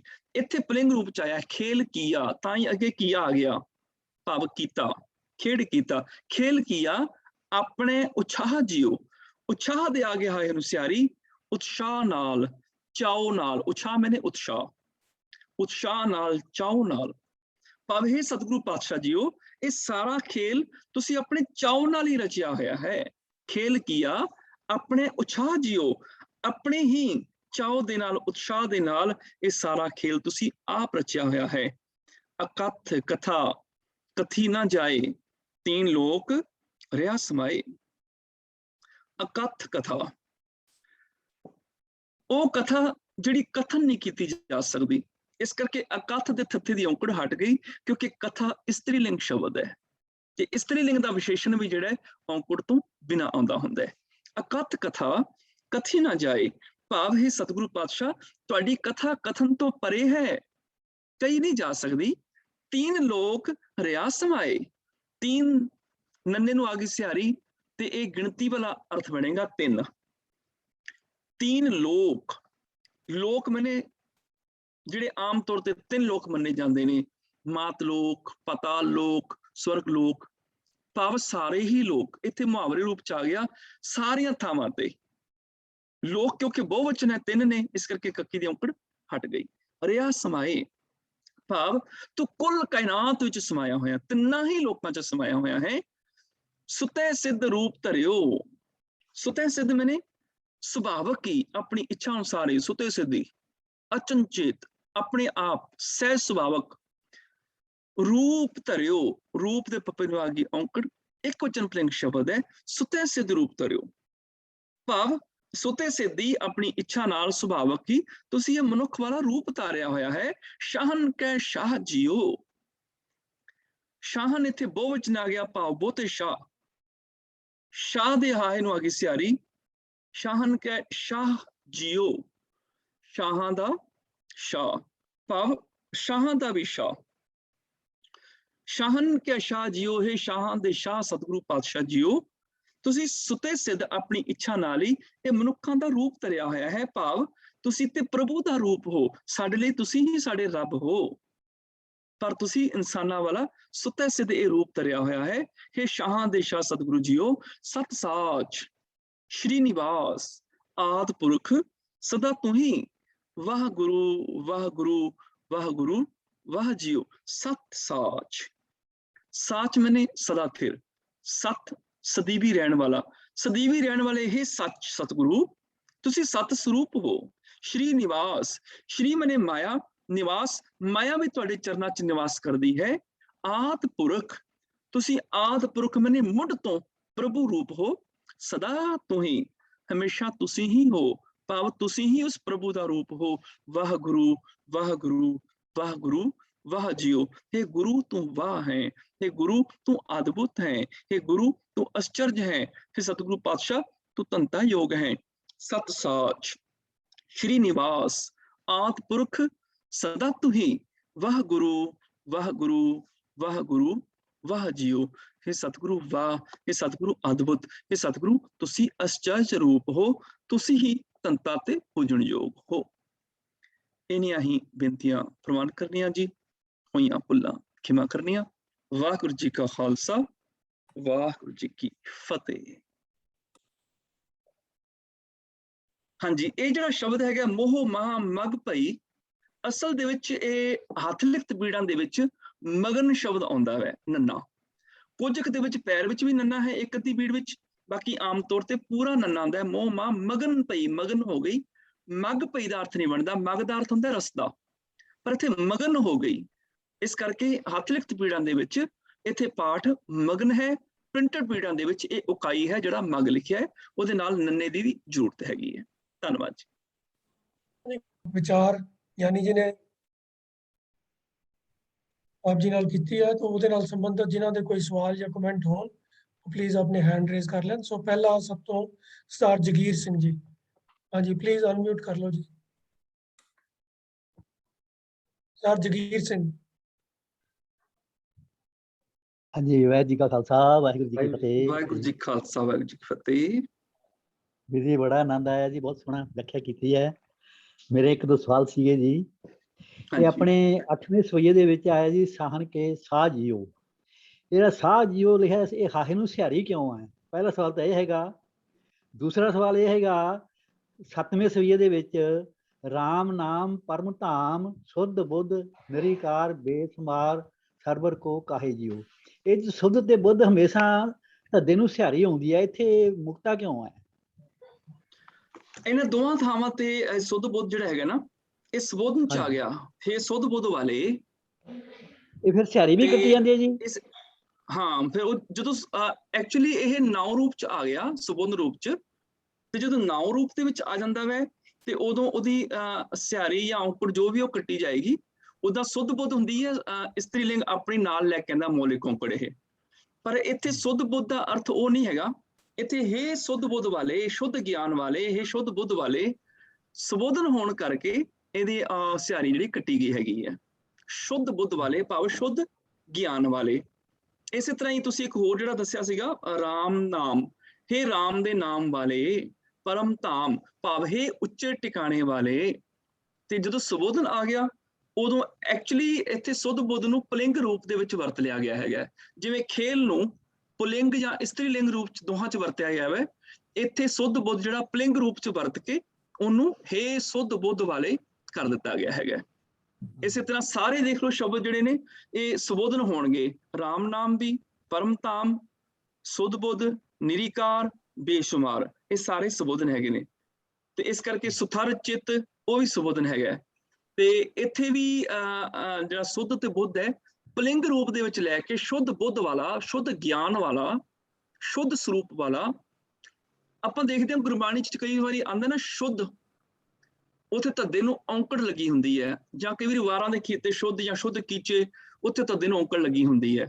ਉੱਥੇ ਇਹ ਸੁੱਧ ਸੁੱਧੀ ਵਾਲਾ ਸੁੱਧ ਨਹੀਂ ਹੈ ਵੀ ਤੇਰੀ ਸੁੱਧ ਬੁੱਧ ਕਿੱਥੇ ਹੈ। ਇੱਥੇ ਸ਼ੁੱਧ ਦਾ ਮਤਲਬ ਸ਼ੁੱਧ, ਖਾਲਸ, ਤੇ ਬੁੱਧ ਵੀ ਜਿਹੜਾ ਇੱਥੇ ਗਿਆਨ, ਇਹ ਸ਼ੁੱਧ ਗਿਆਨ ਵਾਲੇ ਸੰਬੋਧਨ ਹੋਣ ਕਰਕੇ ਇਹਨਾਂ ਦੀ ਜਿਹੜੀ ਉਹ ਸਿਹਾਰੀ ਜਿਹੜੀ ਨਹੀਂ ਲੱਗੀ, ਕਿਉਂਕਿ ਇਹ ਪੁਲਿੰਗ ਰੂਪ ਦੇ ਵਿੱਚ ਸੰਬੋਧਨ ਕਰਨ ਵਾਲੇ ਸ਼ਬਦ ਦੋਨੋਂ ਮੰਨ ਲਏ ਗਏ ਹੈਗੇ ਨੇ।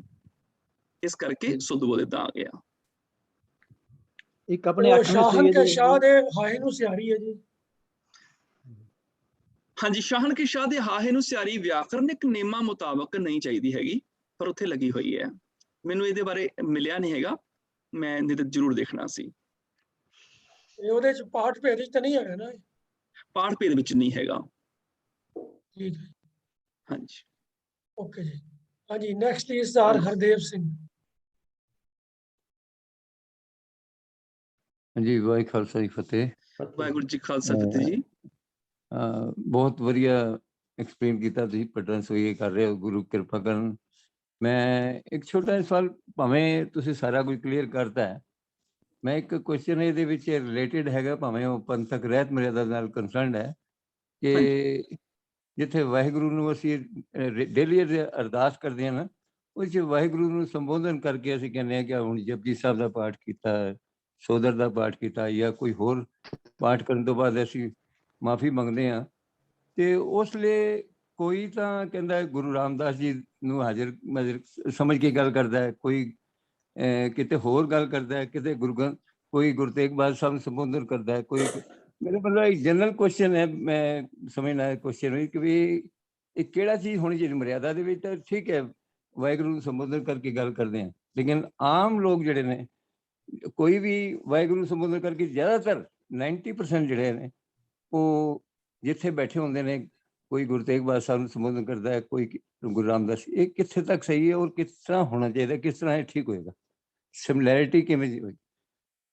ਜਿਹੜੀ ਪੰਥਕ ਸਿੱਖ ਰਹਿਤ ਮਰਿਆਦਾ ਹੈਗੀ ਹੈ, ਉਹਦੇ ਚ ਅਰਦਾਸ ਦੇ ਵਿੱਚ ਅਖੀਰ ਤੇ ਜਦੋਂ ਅਸੀਂ ਪੜ੍ਹਦੇ ਹਾਂ, ਹੇ ਨਿਮਾਣਿਆਂ ਦੇ ਮਾਣ, ਨਿਤਾਣਿਆਂ ਦੇ ਤਾਣ, ਨਿਉਟਿਆਂ ਦੀ ਓਟ, ਸੱਚੇ ਪਿਤਾ ਵਾਹਿਗੁਰੂ ਜੀਓ, ਜੀ ਉੱਥੇ ਅਸੀਂ ਆਪਣੇ ਗੁਰੂ ਗ੍ਰੰਥ ਸਾਹਿਬ ਜੀ ਦੇ ਅੱਗੇ ਖਲੋ ਕੇ ਸਨਮੁਖ ਹੋ ਕੇ ਅਰਦਾਸ ਕਰ ਰਹੇ ਹਾਂ। ਉੱਥੇ ਗੁਰੂ ਗ੍ਰੰਥ ਸਾਹਿਬ ਗੁਰੂ ਨੂੰ ਸੰਬੋਧਨ ਕਰਕੇ ਕਹਿ ਰਹੇ ਹਾਂ, ਹੇ ਸਤਿਗੁਰੂ ਵਾਹ ਤੁਸੀਂ ਵਾਹ ਧੰਤਾ ਯੋਗ ਹੋ, ਵਾਹ ਗੁਰੂ ਜੀਓ ਭਾਵ ਹੇ ਸਤਿਗੁਰੂ ਪਾਤਸ਼ਾਹ ਜੀਓ। ਅਸੀਂ ਗਿਆਨ ਗੁਰੂ ਦੇ ਅੱਗੇ ਖਲੋ ਕੇ ਗਿਆਨ ਗੁਰੂ ਨੂੰ ਉੱਥੇ ਅਸੀਂ ਵਾਹ ਕਹਿ ਰਹੇ ਹਾਂ। ਉੱਥੇ ਪਾਰਟਿਕੂਲਰ ਕਿਸੇ ਸਰੀਰਕ ਰੂਪ ਦੀ ਗੱਲ ਨਹੀਂ ਹੋ ਰਹੀ ਵੀ ਗੁਰੂ ਅਮਰਦਾਸ ਪਾਤਸ਼ਾਹ, ਕਿਉਂਕਿ ਨਿਮਾਣਿਆਂ ਦੇ ਮਾਣ ਉਹਨਾਂ ਨੂੰ ਵੀ ਕਿਹਾ ਗਿਆ, ਜਾਂ ਜਿਸ ਗੁਰੂ ਸਾਹਿਬ ਨਾਲ ਸੰਬੰਧਿਤ ਇਤਿਹਾਸਕ ਗੁਰਦੁਆਰਾ ਹੁੰਦਾ ਹੈ ਉਸ ਗੁਰੂ ਸਾਹਿਬ ਦਾ ਨਾਮ ਲੈ ਲਿੱਤਾ ਜਾਂਦਾ ਹੈਗਾ। ਜਿਵੇਂ ਗੁਰਦੁਆਰਾ ਸੀਸਗੰਜ ਹੈਗਾ ਹੈ ਤੇ ਗੁਰੂ ਤੇਗ ਬਹਾਦਰ ਸਾਹਿਬ ਜੀ ਦਾ ਨਾਮ ਲਿਆ ਜਾਏਗਾ, ਪਟਨਾ ਸਾਹਿਬ ਹੈ ਤੇ ਗੁਰੂ ਗੋਬਿੰਦ ਸਿੰਘ ਪਾਤਸ਼ਾਹ ਦਾ, ਦਰਬਾਰ ਸਾਹਿਬ ਤੇ ਗੁਰੂ ਰਾਮਦਾਸ ਪਾਤਸ਼ਾਹ ਦਾ, ਜਾਂ ਬੰਗਲਾ ਸਾਹਿਬ ਤੇ ਗੁਰੂ ਹਰਕ੍ਰਿਸ਼ਨ ਸਾਹਿਬ। ਨਹੀਂ, ਇਸ ਤਰ੍ਹਾਂ ਨਹੀਂ, ਸਰੀਰਕ ਰੂਪ ਦੀ ਇੱਥੇ ਗੱਲ ਹੀ ਨਹੀਂ ਹੈਗੀ। ਇੱਥੇ ਸਿੱਖ ਗਿਆਨ ਰੂਪ ਗੁਰੂ ਗ੍ਰੰਥ ਸਾਹਿਬ ਜੀ ਦੇ ਅੱਗੇ ਖਲੋ ਕੇ ਉਸ ਗਿਆਨ ਰੂਪ ਗੁਰੂ ਨੂੰ ਸੰਬੋਧਨ ਹੋ ਰਿਹਾ ਹੈ, ਉਹਨਾਂ ਨੂੰ ਮੁਖਾਤਬ ਹੋ ਕੇ ਕਹਿ ਰਿਹਾ ਹੈ, ਇਹ ਨਿਮਾਣਿਆਂ ਦੇ ਮਾਣ, ਨਿਤਾਣਿਆਂ ਦੇ ਤਾਣ, ਨਿਓਟਿਆਂ ਦੀ ਓਟ, ਸੱਚੇ ਪਿਤਾ ਵਾਹਿਗੁਰੂ ਜੀਓ ਭਾਵ ਹੇ ਗਿਆਨ ਸਤਿਗੁਰੂ, ਗਿਆਨ ਰੂਪ ਸਤਿਗੁਰੂ ਪਾਤਸ਼ਾਹ ਜੀਓ, ਮੇਰੀ ਤੁਹਾਡੇ ਅੱਗੇ ਇੱਕ ਅਰਦਾਸ ਹੈਗੀ ਹੈ। ਉੱਥੇ ਇਹਦਾ ਅਰਥ ਗੁਰੂ ਗਿਆਨ ਰੂਪ ਗੁਰੂ ਬਣੇਗਾ ਤੇ ਗੁਰੂ ਗਿਆਨ ਨੂੰ ਅਸੀਂ ਵਾਹ ਕਹਿ ਕੇ ਮੁਖਾਤਬ ਹੋ ਰਹੇ ਹਾਂ। ਬਿਲਕੁਲ ਠੀਕ ਹੈ, ਲੇਕਿਨ ਇਹੀ ਪੰਥਕ ਤੌਰ ਦੇ ਉੱਪਰ ਹੈ ਕਿ ਜਿਹੜੀ ਇਹ ਵੱਖਪਦੀ ਚੀਜ਼ਾਂ ਚੱਲੀਆਂ, ਇਹਨੂੰ ਕੁਛ ਕਿਸੇ ਨਾ ਕਿਸੇ ਤਰ੍ਹਾਂ ਨੂੰ ਅਸੀਂ ਐਡ ਕਰੀਏ ਪੰਥਕ ਮਰਿਆਦਾ ਨੂੰ, ਕਿ ਵੀ ਇਹ ਚੀਜ਼ਾਂ ਰੁਕ ਕੇ ਇੱਕ ਸਾਰਤਾ ਹੋਵੇ ਇਹ ਜਿਹੜੀਆਂ ਮਰਿਆਦਾ ਦੇ ਮੁਤਾਬਿਕ, ਕਿਉਂਕਿ ਮਰਦਾਦਿਆਂ ਤੋਂ ਇਲਾਵਾ ਹਟ ਕੇ ਕਈ ਸੰਤਾਂ ਮੰਤਾਂ ਦੀ ਇਹਨੂੰ ਕਰਦੇ ਨੇ ਕੋਈ। ਮੈਂ ਸਿਰਫ ਇਹ ਕੁਐਸਚਨ ਤੁਹਾਡੇ ਵਾਸਤੇ ਨਹੀਂ ਸੀਗਾ, ਇੱਕ ਮਰਿਆਦਾ ਦੀ ਗੱਲ ਸੀਗੀ। ਬਿਲਕੁਲ ਸਹੀ ਗੱਲ ਹੈ। ਤੁਹਾਨੂੰ ਇੱਕ ਹੋਰ ਮਜ਼ੇਦਾਰ ਗੱਲ ਦੱਸਾਂ, ਇੱਕ ਤੁਹਾਨੂੰ ਟੋਕ ਰਿਹਾ ਮੈਂ, ਇੱਕ ਤੁਹਾਨੂੰ ਇੱਕ ਮਜ਼ੇਦਾਰ ਹੋਰ ਗੱਲ ਦੱਸਾਂ। ਸਿੱਖ ਕੌਮ ਨੇ ਆਪੋ ਆਪਣੇ ਗੁਰੂ ਵੀ ਵੰਡ ਲਏ ਹੋਏ ਨੇ ਜੀ। ਅੰਮ੍ਰਿਤਸਰ ਵਾਲਿਆਂ ਨੇ ਗੁਰੂ ਰਾਮਦਾਸ ਪਾਤਸ਼ਾਹ ਲੈ ਲਿਆ, ਬਾਕੀ 9 ਗੁਰੂ ਉਹਨਾਂ ਦੀ ਪਰਵਾਹ ਨਹੀਂ। ਜਾਂ ਪਟਨਾ ਸਾਹਿਬ ਹਜੂਰ ਸਾਹਿਬ ਵਾਲੇ ਨੇ ਗੁਰੂ ਗੋਬਿੰਦ ਸਿੰਘ ਪਾਤਸ਼ਾਹ ਲੈ ਲਿਆ, ਉਹ 10 ਗੁਰੂਆਂ ਚੋਂ 10ਵੇਂ ਪਾਤਸ਼ਾਹ ਲੈ ਕੇ ਲਾਂਭੇ ਹੋ ਗਏ, 9 ਗੁਰੂ ਭਰੇ ਗਏ। ਬੰਗਲਾ ਸਾਹਿਬ ਵਾਲੇ ਨੇ ਗੁਰੂ ਹਰਕ੍ਰਿਸ਼ਨ ਸਾਹਿਬ ਪਾਤਸ਼ਾਹ ਲੈ ਲਿਆ, ਉਸ ਤੋਂ ਬਿਨਾਂ ਬਾਕੀ 9 ਗੁਰੂਆਂ ਦੀ ਗੱਲ ਹੀ ਕਰਨ ਨੂੰ ਤਿਆਰ ਨਹੀਂ ਹੋ। ਮਤਲਬ ਅਰਦਾਸ ਦੇ ਵਿੱਚ ਵੀ ਜੋ ਦੋਹਰਾ ਵੀ ਬੋਲਣਾ ਹੈ ਨਾ, ਤੇ ਬੰਗਲਾ ਜਾਂ ਸੀਸਗੰਜ ਉੱਥੇ ਹੈ ਸਭ ਜਗ ਪਿਓ ਜੈ ਜੈ ਜੈ ਸੁਰ ਲੋਕ ਲੈ ਤੇਗ ਬਹਾਦਰ ਕੇ ਚਲਤ ਪਿਓ। ਜੇ ਪਟਨਾ ਸਾਹਿਬ ਹਜੂਰ ਸਾਹਿਬ ਹੈ ਤੇ ਉੱਥੇ ਆ ਜਾਏਗਾ ਵੀ ਕਲਗੀ ਸੋ ਹੈ ਸੀਸ, ਉਹ ਵਾਲਾ ਦੋਹਰੇ ਦੇ ਨਾਲ ਜੋੜ ਦੇਣਾ। ਮਤਲਬ ਕੀ ਹੈ, ਜਿਸ ਸਥਾਨ ਦੇ ਉੱਪਰ, ਜਿਹੜੇ ਇਤਿਹਾਸਕ ਸਥਾਨ ਦੇ ਉੱਪਰ ਸਿੱਖ ਅਰਦਾਸ ਕਰਦਾ ਹੈ, ਜਿਸ ਗੁਰੂ ਦੇ ਨਾਲ ਸੰਬੰਧਿਤ ਇਤਿਹਾਸਕ ਸਥਾਨ ਹੈ, ਸਿਰਫ ਉਸ ਗੁਰੂ ਨੂੰ ਹੀ ਮਹਾਨ ਕਹਿ ਕੇ ਪ੍ਰਮੋਟ ਕੀਤਾ ਜਾਂਦਾ ਹੈ, ਬਾਕੀ 9 ਗੁਰੂਆਂ ਨੂੰ ਇਗਨੋਰ ਕਰ ਦਿੱਤਾ ਜਾਂਦਾ ਹੈ। ਹਾਲਾਂਕਿ ਸਿੱਖ ਅਰਦਾਸ ਧੰਨ ਗੁਰੂ ਗ੍ਰੰਥ ਸਾਹਿਬ ਅੱਗੇ ਕਰ ਰਿਹਾ, ਜਿਹੜਾ 10 ਹੀ ਗੁਰੂਆਂ ਦੀ ਸਿਧਾਂਤਕ ਜੋਤ ਹੈਗੀ ਹੈ, ਜਿਹਦੇ ਵਿੱਚ ਸਾਰਾ ਹੀ ਗਿਆਨ ਹੈਗਾ। ਇਸ ਕਰਕੇ ਵੱਖ-ਵੱਖ ਇਤਿਹਾਸਕ ਗੁਰਦੁਆਰਿਆਂ ਵਿੱਚੋਂ ਇਹ ਰੀਤ ਹਟਾਣੀ ਪਏਗੀ। ਇਹ ਕਹਿਣਾ ਪਏਗਾ ਕਿ ਸਾਡੇ ਲਈ 10 ਗੁਰੂ ਹੀ ਇੱਕ ਰੂਪ ਹਨ, ਤੇ ਆ ਧੰਨ ਗੁਰੂ ਗ੍ਰੰਥ ਸਾਹਿਬ ਜੀ ਇਹ ਸਾਰੇ ਗੁਰੂ ਸਾਹਿਬਾਨਾਂ, ਭਗਤਾਂ, ਮਹਾਂਪੁਰਖਾਂ ਦੀ ਬਾਣੀ ਦਾ ਗਿਆਨ ਦਾ ਸੋਮਾ ਹੈ, ਜਿਸ ਗਿਆਨ ਗੁਰੂ ਦੇ ਅੱਗੇ ਅਸੀਂ ਅਰਦਾਸ ਕਰਦੇ ਹੈਗੇ ਹਾਂ। ਇਸ ਕਰਕੇ ਇੱਥੋਂ ਤੱਕ ਅੰਮ੍ਰਿਤਸਰ ਦੀ ਧਰਤੀ ਤੇ ਘਰਾਂ ਦੇ ਵਿੱਚ ਗੁਰੂ ਰਾਮਦਾਸ ਪਾਤਸ਼ਾਹ ਜੀ ਵੀ ਨਹੀਂ, ਬਲਕਿ ਸਿਰਫ ਬਾਬਾ ਦੀਪ ਸਿੰਘ ਨੂੰ ਹੀ ਸਾਰਾ ਕੁਝ ਮੰਨਿਆ ਜਾਂਦਾ ਹੈ। ਬਾਕੀ ਥਾਵਾਂ ਤੇ ਬਾਬਾ ਦੀਪ ਸਿੰਘ ਨੂੰ ਕੋਈ ਜਾਣਨ ਨੂੰ ਵੀ ਤਿਆਰ ਨਹੀਂ ਹੈ। ਮਤਲਬ ਕਿ ਅਸੀਂ ਵੰਡੀਆਂ ਹੋਈਆਂ ਚੀਜ਼ਾਂ, ਆਪਣੇ ਗੁਰਸਿੱਖ ਵੀ ਵੰਡ ਲਏ, ਅਸੀਂ ਆਪਣੇ ਵਿਦਵਾਨ ਵੀ ਵੰਡ ਲਏ, ਅਸੀਂ ਆਪਣੇ ਗੁਰੂ ਸਾਹਿਬਾਨ ਵੀ ਆਪੋ ਆਪਣੇ ਵੰਡ ਲਏ ਤੇ ਬਾਕੀਆਂ ਨੂੰ ਛੱਡ ਦਿੱਤਾ। ਬੰਗਲਾ ਸਾਹਿਬ ਅਸੀਂ ਗੁਰੂ ਹਰਕ੍ਰਿਸ਼ਨ ਸਾਹਿਬ ਪਾਤਸ਼ਾਹ ਨੂੰ ਵੰਡ ਲਿਆ, ਬਾਕੀ ਗੁਰੂਆਂ ਨੂੰ ਛੱਡ ਦਿੱਤਾ। ਪਰ ਇਹ ਜਿਹੜੀ ਇਹ ਰੀਤ ਠੀਕ ਨਹੀਂ ਹੈਗੀ। ਸਾਡੇ ਲਈ ਸਾਰੇ ਗੁਰੂ ਇੱਕ ਸਮਾਨ ਬਰਾਬਰ ਨੇ ਤੇ ਸਾਰਿਆਂ ਗੁਰਸਿੱਖਾਂ ਨੂੰ ਬਰਾਬਰ ਸਤਿਕਾਰ ਦੇਣਾ ਚਾਹੀਦਾ ਹੈ, ਨਾ ਕਿ ਇੱਕ ਵਿਸ਼ੇਸ਼ ਨੂੰ ਲੈ ਕੇ ਚੱਲਣਾ ਚਾਹੀਦਾ ਹੈ। ਤੇ ਸਾਰਿਆਂ ਦਾ ਸਿਧਾਂਤ ਜਿਹੜਾ ਉਹ ਇੱਕੋ ਧੰਨ ਗੁਰੂ ਗ੍ਰੰਥ ਸਾਹਿਬ ਜੀ ਦੀ ਬਾਣੀ ਵਿੱਚ ਮੌਜੂਦ ਹੈ, ਸਮਾਇਆ ਹੋਇਆ ਹੈ। ਤੇ ਅਸੀਂ ਜਦੋਂ ਅਰਦਾਸ ਕਰਨੀ ਹੈ, ਦੋਹਰੇ ਦੀ ਵੀ ਅਸੀਂ ਖੁਆਰ ਹੋਏ ਸਭ ਮਿਲਾਂਗੇ। ਬੱਚੇ ਸ਼ਰਨ ਜੋ ਹੋਏ ਤੱਕ ਹੀ ਦੋਹਰਾ ਸਾਨੂੰ ਪੜ੍ਹਨਾ ਚਾਹੀਦਾ ਹੈ, ਉਸ ਤੋਂ ਅੱਗੇ ਨਹੀਂ।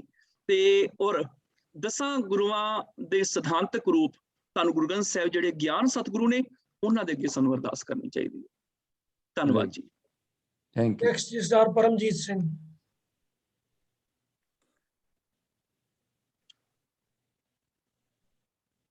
ਹਾਂਜੀ ਪਰਮਜੀਤ ਸਿੰਘ ਜੀ ਬੋਲੋ ਜੀ। ਮਿਊਟ ਤੇ ਹੈਗਾ, ਉਹਨੂੰ ਅਨਮਿਊਟ ਅਨਮਿਊਟ ਨਹੀਂ ਹੋਇਆ, ਅਨਮਿਊਟ ਕਰ ਲਓ ਜੀ ਪਰਮਜੀਤ ਸਿੰਘ। ਹਾਂਜੀ, ਵਾਹਿ ਖਾਲਸਾ ਵਾਹਿ ਫਤਿਹ ਜੀ। ਵਾਹਿਗੁਰੂ ਜੀ ਖਾਲਸਾ ਵਾਹਿਗੁਰੂ ਜੀ ਕੀ ਫਤਿਹ। ਅਭੀ ਜੀ ਇਹ ਆਪਣੇ 6 ਕਿਸੇ ਵੀ ਗੁਰੂ ਨੇ ਵਾਹਿਗੁਰੂ ਦਾ ਕੋਈ ਯੂਜ਼ ਨਹੀਂ ਕੀਤਾ ਗੁਰਬਾਣੀ ਵਿੱਚ। ਫਿਰ ਗੁਰਦੁਆਰੇ ਕਿਹਾ ਜਾਂਦਾ ਹੈ ਵਾਹਿਗੁਰੂ ਗੁਰ ਮੰਤਰ ਹੈ ਜਪ ਹੋਮੇ ਕੋਈ। ਵਾਹਿਗੁਰੂ ਗੁਰ ਮੰਤਰ ਫਿਰ ਇਹ ਕਿਸ ਤਰ੍ਹਾਂ ਹੋਇਆ ਜੀ? ਦੇਖੋ ਮੰਤਰ ਦਾ ਮਤਲਬ ਇੱਥੇ ਸਨਾਤਨ ਵਾਲਾ ਮੰਤਰ ਨਹੀਂ ਹੈਗਾ ਜਿਹੜਾ ਰਟਨ ਹੁੰਦਾ ਵੈ। ਸਨਾਤਨ ਦੇ ਵਿੱਚ ਇੱਕ ਸ਼ਬਦ ਨੂੰ ਰਟੀ ਜਾਣ ਨੂੰ ਮੰਤਰ ਕਹਿੰਦੇ ਨੇ। ਗੁਰਬਾਣੀ ਵਿੱਚ ਜਿੱਥੇ ਮੰਤਰ ਆਇਆ ਉੱਥੇ ਮੰਤਰ ਦਾ ਅਰਥ ਹੋਰ ਹੈ। ਅਸੀਂ ਕਹਿੰਨਾ ਇਹ ਰਾਜੇ ਦਾ ਮੰਤਰੀ ਹੈ। ਮੰਤਰੀ ਮਨੇ ਸਲਾਹਕਾਰ, ਰਾਜੇ ਦਾ ਸਲਾਹਕਾਰ ਹੈ। ਤੇ ਮੰਤਰੀ ਮੰਤਰ ਦਿੰਦਾ ਹੈ, ਸਲਾਹਕਾਰ ਸਲਾਹ ਦਿੰਦਾ ਹੈ। ਗੁਰੂ ਮੰਤਰ ਦਿੰਦਾ ਹੈ, ਗੁਰੂ ਸਲਾਹ ਦਿੰਦਾ ਹੈ। ਤੇ ਸਲਾਹ ਰਟੀ ਦੀ ਨਹੀਂ ਹੁੰਦੀ, ਪੱਕੀ ਕਰੀ ਦਿੰਦੀ ਵੀ ਆਹ ਸਲਾਹ ਗੁਰੂ ਨੇ ਦਿੱਤੀ ਹੈ। ਕਹੋ ਨਾਨਕ ਗੁਰ ਮੰਤਰ ਦ੍ਰਿੜਾਇਆ, ਰਟਾਇਆ ਨਹੀਂ ਦ੍ਰਿੜਾਇਆ, ਮੈਨੇ ਗੁਰੂ ਨੇ ਇਹ ਸਲਾਹ ਪੱਕੀ ਕਰ ਦਿੱਤੀ। ਜਦੋਂ ਭਾਈ ਗੁਰਦਾਸ ਜੀ ਕਹਿੰਦੇ ਨੇ ਨਾ ਵਾਹ ਗੁਰੂ ਗੁਰ ਮੰਤਰ ਹੈ, ਉਹਦਾ ਮਤਲਬ ਹੈ ਗੁਰੂ ਨੂੰ ਵਾਹ ਕਹਿਣਾ ਗੁਰੂ ਦੀ ਸਿਫਤ ਸਲਾਹ ਹੈ। ਇਹ ਗੁਰੂ ਦੀ ਸਿਫਤ ਸਲਾਹ ਹੈ, ਗੁਰੂ ਨੂੰ ਵਾਹ ਕਹਿਣਾ। ਤੇ ਜਦੋਂ ਅਸੀਂ ਗੁਰੂ ਨੂੰ ਵਾਹ ਕਹਿੰਦੇ ਨਾ, ਸਾਡੇ ਅੰਦਰੋਂ ਹੰਕਾਰ ਟੁੱਟਦਾ ਹੈ, ਸਾਡੇ ਅੰਦਰੋਂ ਵੀ ਸਾਡੇ ਤੋਂ ਵੀ ਕੋਈ ਵੱਡਾ ਸਿਆਣਾ ਹੈ ਜਿਹਨੂੰ ਮੈਨੂੰ ਵੀ ਵਾਹ ਕਹਿਣਾ ਪੈ ਰਿਹਾ। ਭਾਵ ਮੈਨੂੰ ਆਪਣੇ ਗੁਰੂ ਅੱਗੇ ਗੋਡੇ ਟੇਕ ਦੇਣੇ ਪੈਂਦੇ ਨੇ, ਮੈਨੂੰ ਆਪਣੇ ਗੁਰੂ ਅੱਗੇ ਸਿਰ ਝੁਕਾ ਦੇਣਾ ਪੈਂਦਾ ਵੈ। ਮੇਰੇ ਹੰਕਾਰ ਨੂੰ ਸੱਟ ਵੱਜਦੀ ਹੈ ਜਦੋਂ ਮੈਂ ਗੁਰੂ ਨੂੰ ਵਾਹ ਕਹਿਣਾ ਨਾ, ਵਾਹ ਗੁਰੂ ਤੂੰ ਗੁਰੂ ਵਾਹ ਹੈ। ਜਦੋਂ ਗੁਰੂ ਦੀ ਸਿਫਤ ਸਲਾਹ ਕਰਦਾ ਹਾਂ, ਮੈਨੂੰ ਗੁਰੂ ਨੂੰ ਸਿਫਤ ਕਰਦਿਆਂ ਮੇਰੀ ਹੰਕਾਰ ਦੀ ਜਿਹੜੀ ਇਹ ਤੰਦ ਟੁੱਟਦੀ ਹੈਗੀ ਹੈ, ਮੇਰੀ ਹਉਮੈ ਨਾਸ਼ ਹੁੰਦੀ ਹੈ। ਮੈਨੂੰ ਸਮਝ ਪੈ ਜਾਂਦੀ ਹੈ ਕਿ ਗੁਰ ਕੀ ਮਤ ਤੂੰ ਲੈ ਇਆਣੇ, ਭਗਤ ਬਿਨਾ ਬਹੁਤ ਡੁੱਬੇ ਸਿਆਣੇ। ਇੱਥੇ ਤੇ ਚੰਗੇ ਚੰਗੇ ਸਿਆਣੇ ਡੁੱਬ ਗਏ, ਤੂੰ ਗੁਰੂ ਦੀ ਮਤ ਲੈ ਲੈ। ਭਾਈ ਗੁਰਦਾਸ ਜੀ ਨੇ ਸਿੰਪਲੀ ਕਿਹਾ ਵੇ ਕਿ ਗੁਰੂ ਨੂੰ ਵਾਹ ਕਰੋ, ਤੁਹਾਡੀ ਹਉਮੈ ਮਰੇ। ਵੀ ਤੁਹਾਡੇ ਤੋਂ ਵੀ ਵੱਡਾ ਕੋਈ ਸਿਆਣਾ ਵੇ, ਤੁਸੀਂ ਨਾ ਸੋਚੋ ਵੀ ਅਸੀਂ ਦੁਨੀਆ ਤੇ ਸਭ ਤੋਂ ਵੱਡੇ ਸਿਆਣੇ ਆ। ਗੁਰੂ ਨੂੰ ਵਾਹ ਕਰੋਗੇ ਤਾਂ ਗੁਰੂ ਦੀ ਸਿਫਤ ਸਲਾਹ ਕਰੋਗੇ, ਤੁਹਾਡੀ ਹਉਮੈ ਮਰੇਗੀ, ਤੁਹਾਡੇ ਅੰਦਰ ਨਿਮਰਤਾ ਪੈਦਾ ਹੋਏਗੀ। ਵਾਹ ਗੁਰੂ ਗੁਰ ਮੰਤਰ ਹੈ। ਗੁਰੂ ਨੂੰ ਵਾਹ ਕਹਿਣਾ ਗੁਰੂ ਦੀ ਸਿਫਤ ਸਲਾਹ ਹੈ, ਤੇ ਗੁਰੂ ਨੂੰ ਵਾਹ ਕਹਿਣ ਦੇ ਨਾਲ ਸਾਡਾ ਹੰਕਾਰ ਟੁੱਟਦਾ ਹੈ। ਜਪ ਹਉਮੈ ਖੋਈ, ਗੁਰੂ ਨੂੰ ਵਾਹ ਕਹਿਣ ਨਾਲ ਸਾਡੀ ਹਉਮੈ ਟੁੱਟਦੀ ਕਿ ਮੈਂ ਹੀ ਵੱਡਾ ਨਹੀਂ ਆ, ਮੇਰੇ ਤੋਂ ਵੀ ਵੱਡਾ ਮੇਰਾ ਸਤਿਗੁਰੂ ਹੈ। ਹਾਂਜੀ ਨੈਕਸਟ ਅਮਰਜੀਤ ਸਿੰਘ ਜੀ। ਇੱਥੇ ਕਿਸੇ ਨੇ ਮੈਸੇਜ ਕਿਹਾ, ਸਰਦਾਰ ਕਿੱਕਰ ਸਿੰਘ ਜੀ ਹੋਰੀ ਬੜੇ ਵਿਦਵਾਨ ਨੇ, ਇਹਨਾਂ ਤੇ ਸਾਨੂੰ ਬੜਾ ਮਾਣ ਹੈ ਕੌਮ ਨੂੰ। ਇਹਨਾਂ ਨੇ ਸ਼ਾਹਨ ਕੇ ਸ਼ਾਹ ਜੀ ਉਹਦਾ ਇੱਥੇ ਅਰਥ ਦਿੱਤਾ ਹੈ ਸ਼ਾਹਣੀ ਦੇ ਸ਼ਾਹ। ਇੱਥੇ ਸ਼ਾਹਣੀ ਦੀ ਜੇ ਗੱਲ ਹੋਵੇ ਨਾ, ਸ਼ਾਹਨ ਤੇ ਨੰਨੇ ਨੂੰ ਸਿਹਾਰੀ ਆਏਗੀ। ਜਿਵੇਂ ਅਸੀਂ ਪੜ੍ਹਦੇ ਆ ਨਾ, ਭਗਤ ਕਬੀਰ ਜੀ ਦਾ ਇੱਕ ਸ਼ਬਦ ਆਉਂਦਾ ਵੇ, ਸ਼ਾਹਨ ਸਤ ਕਰੈ ਜੀ ਆਪਣੇ, ਸੋ ਰਮਈਏ ਕੋ ਮਿਲੇ ਨਾ ਸੁਪਨੇ। ਉੱਥੇ ਸ਼ਾਹਨ ਤੇ ਨੰਨੇ ਨੂੰ ਸਿਹਾਰੀ ਹੈ। ਸ਼ਾਹਣੀ ਨੂੰ ਸੱਚ ਕਰਕੇ ਮੰਨ ਕੇ ਬਹਿ ਗਿਆ ਜ਼ਿੰਦਗੀ 'ਚ ਵੀ ਇਹ ਮਾਇਆ ਹੀ ਸੱਚ ਹੈ, ਬਸ ਇਹੀ ਸਭ ਕੁਝ ਹੈ। ਸ਼ਾਹਨ ਸਤ ਕਰੈ ਜੀ ਆਪਣੇ, ਜਿਹਨੇ ਮਾਇਆ ਸ਼ਾਹਣੀ ਨੂੰ ਸੱਚ ਕਰਕੇ ਮੰਨ ਲਿਆ ਨਾ ਆਪਣੀ ਜ਼ਿੰਦਗੀ 'ਚ ਵੀ ਆਹੀ ਸੱਚ ਹੈ, ਸੋ ਰਮਈਏ ਕੋ ਮਿਲੇ ਨਾ ਸੁਪਨੇ, ਉਹ ਰੱਬ ਨੂੰ ਸੁਪਨੇ 'ਚ ਵੀ ਨਹੀਂ ਮਿਲ ਸਕਦਾ। ਇੱਥੇ ਸ਼ਾਹਨ ਦੇ ਨੰਨੇ ਨੂੰ ਸਿਹਾਰੀ ਨਹੀਂ, ਇਸ ਕਰਕੇ ਸ਼ਾਹਣੀ ਅਰਥ ਨਹੀਂ ਬਣਨਗੇ। ਸ਼ਾਹਨ ਭਾਵ ਬਹੁਤੇ ਸ਼ਾਹ, ਬਹੁਤ ਸਾਰੇ ਸ਼ਾਹ, ਸ਼ਾਹ ਤੋਂ ਬਣਿਆ ਸ਼ਾਹਨ ਕਿ ਸ਼ਾਹ ਜੀਓ। ਇੱਥੇ ਸ਼ਾਹ ਦਾ ਭਾਵ ਸ਼ਾਹਾਂ ਦਾ ਸ਼ਾਹ, ਭਾਵ ਸ਼ਾਹਾਂ ਦੇ ਸ਼ਾਹ ਸਤਿਗੁਰੂ ਗੁਰੂ ਰਾਮਦਾਸ ਪਾਤਸ਼ਾਹ ਜੀ। ਧੰਨਵਾਦ ਜੀ। ਹਾਂਜੀ ਡਾਕਟਰ ਅਮਰਜੀਤ ਸਿੰਘ ਜੀ। ਵਾਹਿਗੁਰੂ ਜੀ ਕਾ ਖਾਲਸਾ, ਵਾਹਿਗੁਰੂ ਜੀ ਕੀ ਫਤਿਹ। ਵੀਰ ਜੀਓ ਬਹੁਤ ਵਧੀਆ ਆਪ ਜੀ ਨੇ ਐਕਸਪਲੇਨੇਸ਼ਨ ਦਿੱਤੀਆਂ ਨੇ। ਮੈਨੂੰ ਛੋਟੇ ਛੋਟੇ 3-4 ਸਵਾਲ ਨੇ। ਪਹਿਲਾ ਤਾਂ ਜੇ ਅਸੀਂ ਵਾਹ ਪੜ੍ਹਨਾ ਹੈ ਤੇ ਸਿਹਾਰੀ ਕਿਉਂ ਆਈ ਹੈ? 10-12 ਵਾਰੀ ਆਈ ਹੈ ਸਿਹਾਰੀ ਆਹੇ ਨੂੰ। ਜੇ ਵਾਹ ਪੜ੍ਹਨਾ ਹੁੰਦਾ ਜਿਵੇਂ ਸੇਵਕ ਹੈ ਭਰਪੂਰ ਜੁਗ ਜੁਗ ਵਾਹ ਗੁਰੂ ਤੇਰਾ ਸਭ ਸੇ ਗਾਫਤੇ ਕਲੀਅਰ ਲਿਖਿਆ ਵਾਹ, ਉਹ ਇੱਥੇ ਕਿਉਂ ਨਹੀਂ ਵਾਹ ਲਿਖਿਆ ਗਿਆ? ਨੰਬਰ 2 ਸਵਾਲ ਮੇਰਾ ਹੈ ਕਿ ਜਿੱਥੇ ਤੁਸੀਂ ਅਪਰੰਪਰ ਪਾਰ ਬ੍ਰਹਮ ਦੀ ਤੁਕ ਆਈ ਸੀਗੀ, ਨਾ ਅਪਰੰਪਰ ਥਲੇ ਔਂਕੜ ਸੀ ਨਾ ਪਰਮ ਥਲੇ ਔਂਕੜ ਸੀ, ਉਹਦਾ ਕੀ ਮਤਲਬ ਹੈ? ਤੀਸਰਾ ਤੁਸੀਂ ਕਿਹਾ ਸੀਗਾ ਕਿ ਨਾਮ ਹੈ ਬੇਵਜੀਰ, ਕਿ ਵਾਹਿਗੁਰੂ ਕਿਸੇ ਦੀ ਗੁਰੂ ਜੀ ਕਿਸੇ ਦੀ ਸਲਾਹ ਨਹੀਂ ਲੈਂਦੇ। ਇਹ ਤਾਂ ਗੁਰਬਾਣੀ ਸ਼ਬਦ ਹੈਗਾ, ਗੁਰਬਾਣੀ ਸਲਾਹ ਲਈ। ਜਦੋਂ ਕਿ ਨਾਮ ਹੈ ਸੁਲੀ ਨੇ ਅਟੈਕ ਕੀਤਾ ਤਾਂ ਕਿਹਾ ਪ੍ਰਥਮ ਮਤਾ ਜੋ ਪਤਰੀ ਚਲਾਵੋ, ਦੂਸਰੀ ਮਤਾ ਜੇ ਮਾਨਸ ਪਹੁੰਚਾਵੋ। ਇਹ ਤਾਂ ਗੁਰਬਾਣੀ ਦੀ ਸਾਨੂੰ ਸ਼ਹਾਦਤ ਹੈ ਉੱਥੇ ਕਿ ਮਹਾਰਾਜ ਨੇ ਸਾਰਿਆਂ ਨੇ ਬੈਠ ਕੇ ਸਲਾਹ ਕੀਤੀ ਕਿ ਇਹ ਨਹੀਂ ਗੁਰਬਾਣੀ ਕਰ ਨਹੀਂ ਮੈਂ ਇਹ ਡਿਸਾਈਡ ਕੀਤਾ ਕਿ ਮੈਂ ਤਾਂ ਵਾਹਿਗੁਰੂ ਦੇ ਆਸਰੇ ਤੇ ਰਹਾਂਗਾ, ਪਰ ਸਲਾਹ ਤਾਂ ਲਈ ਗਈ ਨਾ। ਸਾਰਾ ਸ਼ਬਦ ਇਸੇ ਪ੍ਰਕਰਨ ਤੇ ਹੈ। ਚੌਥਾ ਸਵਾਲ ਮੈਨੂੰ ਭੁੱਲ ਗਿਆ, ਹੁਣ ਤੁਸੀਂ ਕਹਿੰਦਾ ਇਹ ਦੱਸ ਦਿਓ ਤੇ ਜਦੋਂ ਯਾਦ ਆਇਆ ਦੱਸ ਦਿਆਂਗਾ। ਠੀਕ ਹੈ, ਮੈਂ ਸਭ ਤੋਂ ਪਹਿਲਾਂ ਸਲਾਹ ਤੋਂ ਹੀ ਸ਼ੁਰੂ ਕਰਾਂ। ਉੱਥੇ ਸਿੱਖ ਸਲਾਹਾਂ ਦਿੰਦੇ ਨੇ ਗੁਰੂ ਨੂੰ, ਸਤਿਗੁਰੂ ਆਹ ਕਰ ਲੋ ਆਹ ਕਰ ਲੋ। ਸਤਿਗੁਰੂ ਉਹਨਾਂ ਚੋਂ ਕਿਸੇ ਦੀ ਸਲਾਹ ਨਹੀਂ ਮੰਨਦੇ, ਗੁਰੂ ਸਾਹਿਬ ਆਪਣੀ ਕਰਦੇ ਨੇ। ਉਹ ਕਹਿੰਦੇ ਨੇ ਸਾਨੂੰ ਸਲਾਹਾਂ ਦੇਣ ਵਾਲੇ ਬਹੁਤ, ਸਾਨੂੰ ਸਲਾਹਾਂ ਦੇਣ ਵਾਲੇ ਬਹੁਤ ਹੈਗੇ ਨੇ। ਕੋਈ ਕਹਿੰਦਾ ਤੁਸੀਂ ਏਦਾਂ ਕਰ ਲਓ, ਕੋਈ ਕਹਿੰਦਾ ਏਦਾਂ ਕਰ ਲਓ, ਕੋਈ ਕਹਿੰਦਾ ਆਹ ਕਰ ਲਓ, ਪਰ ਸਤਿਗੁਰੂ ਪਾਤਸ਼ਾਹ ਕਹਿਣ ਲੱਗੇ ਮੈਂ ਸਭ ਕੁਝ ਛੋੜ ਪ੍ਰਾਪਤ ਹੋਈ ਤੇ ਆਇਆ। ਗੁਰੂ ਨੇ ਕਿਸੇ ਸਲਾਹ ਨਹੀਂ ਮੰਨੀ, ਗੁਰੂ ਕਿਸੇ ਦੀ ਸਲਾਹ ਨਹੀਂ ਲੈਂਦਾ ਹੈਗਾ। ਪਰ ਮੈਂ ਇੱਥੇ ਇਤਿਹਾਸ ਚੋਂ ਬਹੁਤ ਸਾਰੀਆਂ ਉਦਾਹਰਨਾਂ ਦੇ ਸਕਦਾ ਜਿੱਥੇ ਗੁਰੂ ਸਾਹਿਬ ਸਿੱਖਾਂ ਤੋਂ ਜਾਂ ਰਿਸ਼ਤੇਦਾਰ ਤੋਂ ਸਲਾਹਾਂ ਮੰਗ ਰਹੇ ਨੇ, ਪਰ ਮੈਂ ਇੱਥੇ ਨਹੀਂ ਕਹਾਂਗਾ ਕਿਉਂਕਿ ਗਲਤ ਪ੍ਰਚਾਰ ਹੋਏਗਾ ਉਸ ਇਤਿਹਾਸ ਦਾ ਤੇ ਲੋਕਾਂ ਦੀਆਂ ਭਾਵਨਾਵਾਂ ਜੁੜੀਆਂ ਹੋਈਆਂ ਨੇ। ਗੁਰੂ ਕਿਸੇ ਤੋਂ ਸਲਾਹ ਨਹੀਂ ਲੈਂਦਾ, ਗੁਰੂ ਨੂੰ ਸਲਾਹਾਂ ਦੇਣ ਵਾਲੇ ਬਹੁਤ ਆਉਂਦੇ ਨੇ। ਇੱਥੇ ਉਹ ਗੁਰੂ ਆਮ ਸਾਧਾਂ ਵਰਗਾ ਨਹੀਂ ਹੈ ਜਿਹਨੂੰ ਚੇਲੇ ਚਲਾਉਂਦੇ ਨੇ। ਇਹ ਚੇਲੇ ਸਾਜ਼ ਵਜਾਉਂਦੇ ਨੱਚਣ, ਗੁਰੂ ਬਹੁਤ ਵਿਦ ਪਾਏ। ਗੁਰੂ ਉਹਨਾਂ ਚੇਲਿਆਂ ਦੇ ਇਸ਼ਾਰਿਆਂ ਤੇ ਨੱਚਦਾ ਹੈ। ਚੇਲੇ ਇੱਕ ਸਾਂਚਾ ਕਰ ਦਿੰਦੇ ਨੇ, ਜਿਹੜਾ ਇਹਦੇ ਚ ਫਿੱਟ ਆਏਗਾ ਅਸੀਂ ਉਹਨੂੰ ਸੰਤ ਮੰਨਾਂਗੇ, ਅਸੀਂ ਉਹਨੂੰ ਗੁਰੂ ਮੰਨਾਂਗੇ। ਗੁਰੂ ਉਹ ਨਹੀਂ ਹੈ। ਗੁਰੂ ਕਿਸੇ ਦੇ ਸਾਂਚੇ ਚ ਫਿੱਟ ਹੋਣ ਵਾਸਤੇ ਨਹੀਂ ਬਣਿਆ ਹੋਇਆ। ਇੱਥੇ ਗੁਰੂ ਦੀ ਮਰਜ਼ੀ ਹੈ। ਗੁਰੂ ਜੋ ਮਰਜ਼ੀ ਨਾਲ ਕਰੇਗਾ। ਗੁਰੂ ਦੀ ਸੋਚ ਆਜ਼ਾਦ ਹੈ। ਗੁਰੂ ਨੂੰ ਸਲਾਹਾਂ ਦੇਣ ਵਾਲੇ ਤੇ ਬਹੁਤ ਲੋਕ ਆਏ ਸਨ, ਤੁਸੀਂ ਏਦਾਂ ਕਰ ਲਓ। ਇਹਨਾਂ ਨੇ ਇੱਥੋਂ ਤੱਕ ਕਹਿ ਦਿੱਤਾ ਸੀ ਕਿ ਤੁਸੀਂ ਔਰੰਗਜ਼ੇਬ ਦੇ ਦਰਬਾਰ 'ਚ ਚਲੇ ਜਾਓ, ਤੁਸੀਂ ਜਹਾਂਗੀਰ ਦੇ ਦਰਬਾਰ ਚਲੇ ਜਾਓ, ਤੁਸੀਂ ਉਹਨਾਂ ਦੀ ਗੱਲ ਮੰਨ ਲਓ। ਸਲਾਹਾਂ ਦੇਣ ਵਾਲੇ ਤੇ ਗੁਰੂ ਗੋਬਿੰਦ ਸਿੰਘ ਨੂੰ ਸਲਾਹਾਂ ਦੇਣ ਆਏ ਸੀ ਕਿ ਤੁਸੀਂ ਔਰੰਗਜ਼ੇਬ ਦੀ ਸ਼ਰਨ ਵਿੱਚ ਆ ਜਾਓ, ਪਰ ਗੁਰੂ ਨੇ ਕਿਸੇ ਦੀ ਸਲਾਹ ਨਹੀਂ ਲਈ। ਦੂਜੀ ਗੱਲ, ਆਪ ਜੀ ਨੇ ਜਿਹੜਾ ਕਿਹਾ ਹੈਗਾ ਲਫ਼ਜ਼ ਨਿਰੰਕਾਰ ਵਾਲਾ, ਉਹਦੇ ਵਿੱਚ ਦੋਨਾਂ ਥਾਵਾਂ ਦੇ ਉੱਪਰ ਸੰਬੋਧਨ ਹੈਗਾ ਅਪਰੰਪਰ ਪਾਰ ਬ੍ਰਹਮ, ਭਾਵ ਹੈ ਅਪਰੰਪਰ, ਹੈ ਪਾਰ ਬ੍ਰਹਮ, ਹੈ ਰੱਬ ਦੇ ਰੂਪ ਸਤਿਗੁਰੂ ਗੁਰੂ ਰਾਮਦਾਸ ਪਾਤਸ਼ਾਹ ਜੀਓ। ਉੱਥੇ ਜਿਹੜਾ ਸੰਬੋਧਨ ਹੈਗਾ। ਤੀਜਾ, ਵਾਹ ਸ਼ਬਦ ਜਿਹੜਾ ਨਾ ਸਾਡੀ ਪੰਜਾਬੀ ਬੋਲੀ ਚ ਆ ਕੇ ਇਹ ਤਦਭਵ ਬਣ ਗਿਆ। ਵਾਹ ਹਾਹੇ ਨੂੰ ਔਂਕੜ ਨਾਲ ਵੀ ਗੁਰਬਾਣੀ ਚ ਗੁਰੂ ਸਾਹਿਬਾਨਾਂ ਨੇ ਯੂਜ਼ ਕੀਤਾ, ਵਰਤਿਆ ਇਹਨੂੰ। ਗੁਰੂ ਸਾਹਿਬਾਨਾਂ ਨੇ, ਖਾਸ ਕਰ ਗੁਰੂ ਨਾਨਕ ਸਾਹਿਬ ਜੀ ਨੇ ਵੀ ਤੇ ਗੁਰੂ ਅਮਰਦਾਸ ਪਾਤਸ਼ਾਹ ਜੀ ਨੇ, ਉਹਨਾਂ ਦੋਹਾਂ ਨੇ ਵਰਤਿਆ। ਗੁਰੂ ਨਾਨਕ ਸਾਹਿਬ ਨੇ ਵੀ ਵਰਤਿਆ, ਗੁਰੂ ਅਮਰਦਾਸ ਪਾਤਸ਼ਾਹ ਜੀ ਨੇ ਵੀ ਵਾਹ ਸ਼ਬਦ ਵਰਤਿਆ ਹਾਏ ਨੂੰ ਔਂਕੜ ਨਾਲ। ਹੁਣ ਜਿਹੜਾ ਫਾਰਸੀ ਵਿੱਚ ਵਾਹ ਹੈਗਾ, ਮੂਲਿਕ ਜਿਹੜਾ ਰੂਪ ਇਹਦਾ ਉਹ ਸਿਹਾਰੀ ਵਾਲਾ ਵੈ, ਕਿਉਂਕਿ ਉੱਥੇ ਹੇ ਹਮਜ਼ਾ ਵਾਲਾ ਜਿਹੜਾ ਹੇ ਹੈਗਾ ਨਾ, ਵਾਓ ਤੇ ਅਲਫ ਤੇ ਹਮਜ਼ਾ ਵਾਲਾ ਹੇ ਵਾਹ, ਉੱਥੇ ਉਹ ਹੇ ਹਮਜ਼ਾ ਵਾਲਾ ਹੇ ਜ਼ਬਰ ਜ਼ੇਰ ਪੇਸ਼ ਤੁਸੀਂ ਸੁਣੇ ਹੋਣਗੇ, 3 ਨੁਕਤੇ ਹੁੰਦੇ ਨੇ ਆਪਣੀ ਸ਼ਾਹਮੁਖੀ ਦੇ ਵਿੱਚ, ਜਿਹਦੇ ਵਿੱਚ ਜਿਹਨੂੰ ਅਸੀਂ ਕਹਿੰਦੇ ਆ ਔਂਕੜ ਤੇ ਸਿਹਾਰੀ। ਉੱਥੇ ਉਸ ਸਿਹਾਰੀ ਦੇ ਮੁਤਾਬਕ ਉਹਨੂੰ ਵਾਹ ਸ਼ਬਦ ਉਚਾਰਦੇ ਨੇ। ਲਿਖਣ ਦੇ ਵਿੱਚ ਉਹ ਇਸ ਤਰ੍ਹਾਂ ਆਂਦਾ ਵੈ। ਮੂਲ ਸ਼ਬਦ ਸਿਹਾਰੀ ਵਾਲਾ ਐਜ਼ ਇਟ ਇਜ਼ ਆ ਗਿਆ ਗੁਰਬਾਣੀ ਚ।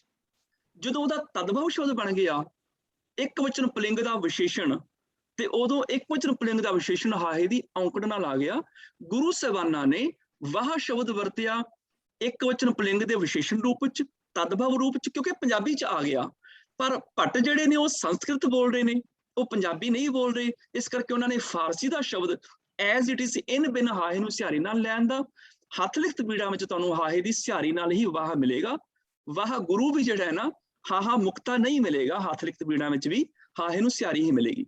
ਆਪਾਂ ਕਹਿੰਦੇ ਆ 13 ਵਾਰੀ ਹਾਹੇ ਨੂੰ ਸਿਹਾਰੀ ਨਾਲ ਆਇਆ ਭੱਟਾਂ ਦੇ ਸਵਈਆਂ ਚ, 3 ਵਾਰੀ ਹਾਹਾ ਮੁਕਤਾ ਆਇਆ। ਨਹੀਂ, ਹੱਥ ਲਿਖਤ ਸਾਰੀਆਂ ਬੀੜਾਂ ਵਿੱਚ ਹਾਹੇ ਨੂੰ ਸਿਹਾਰੀ ਦੇ ਨਾਲ ਹੀ ਇਹ ਸ਼ਬਦ ਆਇਆ।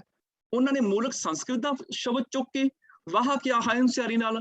ਪਰ ਗੁਰੂ ਸਾਹਿਬਾਨਾਂ ਨੇ, ਕਿਉਂਕਿ ਪੰਜਾਬ ਦੇ ਵਿੱਚ ਪੰਜਾਬੀ ਵਿੱਚ ਇਹ ਵਿਸ਼ੇਸ਼ਣ ਤਦਭਵ ਰੂਪ ਚ ਪ੍ਰਚਲਿਤ ਹੋ ਗਿਆ, ਤਤਸਮ ਤੋਂ ਤਦਭਵ ਬਣ ਗਿਆ, ਤੇ ਗੁਰੂ ਸਾਹਿਬਾਨਾਂ ਨੇ ਉਹਦਾ ਇੱਕ ਵਚਨ ਪੁਲਿੰਗ ਦਾ ਵਿਸ਼ੇਸ਼ਣ ਹਾਹੇ ਨੂੰ ਔਂਕੜ ਲਗਾ ਕੇ ਉਹਨੂੰ ਤਦਭਵ ਰੂਪ ਨੂੰ ਵਰਤ ਲਿਆ। ਹਾਲਾਂਕਿ ਲਿਖਣ ਦੇ ਵਿੱਚ ਵਾਹ ਆਏਗਾ, ਹਾਹੇ ਨੂੰ ਔਂਕੜ ਵੀ ਨਹੀਂ ਪੰਜਾਬੀ ਚ ਆਉਂਦੀ, ਕਿਉਂਕਿ ਅਸੀਂ ਮੂਲ ਸ਼ਬਦ ਲੈ ਲਿਆ, ਸਿਹਾਰੀ ਹਟਾ ਦਿੱਤੀ, ਕੱਲਾ ਵਾਹ ਲਿਖਣ ਲੱਗੇ ਪੰਜਾਬੀ ਚ। ਜਦੋਂ ਉਹੀ ਵਾਹ ਪੰਜਾਬੀ ਵਾਲਾ ਗੁਰਬਾਣੀ ਚ ਵਿਸ਼ੇਸ਼ਣ ਰੂਪ ਚ ਆਇਆ, ਤੇ ਇੱਕ ਵਚਨ ਪੁਲਿੰਗ ਦਾ ਵਿਸ਼ੇਸ਼ਣ ਸੁਭਾਵਕ ਔਂਕੜ ਨਾਲ ਹੀ ਆਉਣਾ ਸੀ, ਉੱਥੇ ਔਂਕੜ ਲੱਗ ਗਈ, ਉੱਥੇ ਵਾਹ ਸ਼ਬਦ ਔਂਕੜ ਦੇ ਨਾਲ ਆ ਗਿਆ। ਇਹਦਾ ਇਹ ਕਾਰਨ ਹੈਗਾ, ਕਿਉਂਕਿ ਹੁਣ ਸਾਡੀ ਪੰਜਾਬੀ ਦਾ ਤਦਭਵ ਸ਼ਬਦ ਹੋਣ ਕਰਕੇ ਅੱਜ ਵੀ ਅਸੀਂ ਪੰਜਾਬੀ ਲਿਖਾਂਗੇ ਵਾਹ ਲਿਖਾਂਗੇ, ਸਿਹਾਰੀ ਨਹੀਂ ਪਾਵਾਂਗੇ ਹਾਹੇ ਨੂੰ। ਗੁਰਬਾਣੀ ਵਿੱਚ ਉਹੀ ਵਾਹ ਸ਼ਬਦ ਇੱਕ ਵਚਨ ਪੁਲਿੰਗ ਦਾ ਵਿਸ਼ੇਸ਼ਣ ਹੋਣ ਕਰਕੇ ਔਂਕੜ ਦੇ ਨਾਲ ਆ ਜਾਏਗਾ। ਅਸੀਂ ਸੁੰਦਰ ਲਿਖਾਂਗੇ, ਸੱਸੇ ਨੂੰ ਔਂਕੜ ਦੱਦਾ ਰਾਰਾ ਲਿਖਾਂਗੇ, ਗੁਰਬਾਣੀ ਚ ਇੱਕ ਵਚਨ ਪੁਲਿੰਗ ਦਾ ਵਿਸ਼ੇਸ਼ਣ ਸੁੰਦਰ, ਰਾਰੇ ਨੂੰ ਔਂਕੜ ਦੇ ਨਾਲ ਆ ਜਾਏਗਾ। ਇਦਾਂ ਹੀ ਵਾਹ ਹਾਹੇ ਨੂੰ ਔਂਕੜ ਦੇ ਨਾਲ ਆ ਗਿਆ। ਪੰਜਾਬੀ ਚ ਸਾਡੇ ਇਹ ਤਦਭਵ ਸ਼ਬਦ ਬਣ ਗਿਆ ਹੈ। ਦੂਸਰਾ ਸਵਈਆ ਜਿਹੜਾ ਸੇਵਕ ਕੇ ਭਰਪੂਰ ਜੁਗ ਜੁਗ ਵਾਹ ਗੁਰੂ ਤੇਰਾ ਸਜਦਾ, ਉੱਥੇ ਨਹੀਂ ਨਾ ਸਿਹਾਰੀ ਨਾ ਔਂਕੜ। ਹਾਂ, ਉੱਥੇ 3 ਜਗ੍ਹਾ ਤੇ ਪ੍ਰਿੰਟਡ ਬੀੜਾਂ ਦੇ ਵਿੱਚ ਵਾਹ ਦੇ ਹਾਹੇ ਨੂੰ ਨਾ ਸਿਹਾਰੀ ਹੈ ਨਾ ਔਂਕੜ ਹੈ, ਪਰ ਹੱਥ ਲਿਖਤ ਬੀੜਾਂ ਵਿੱਚ ਉਹੀ ਮੂਲ ਸ਼ਬਦ ਹਾਹੇ ਨੂੰ ਸਿਹਾਰੀ ਦੇ ਨਾਲ ਹੈਗਾ 3 ਵਾਰੀ। ਹਾਂਜੀ, ਧੰਨਵਾਦ ਜੀ। Thank you. Next is sir Sarabjit Singh ji.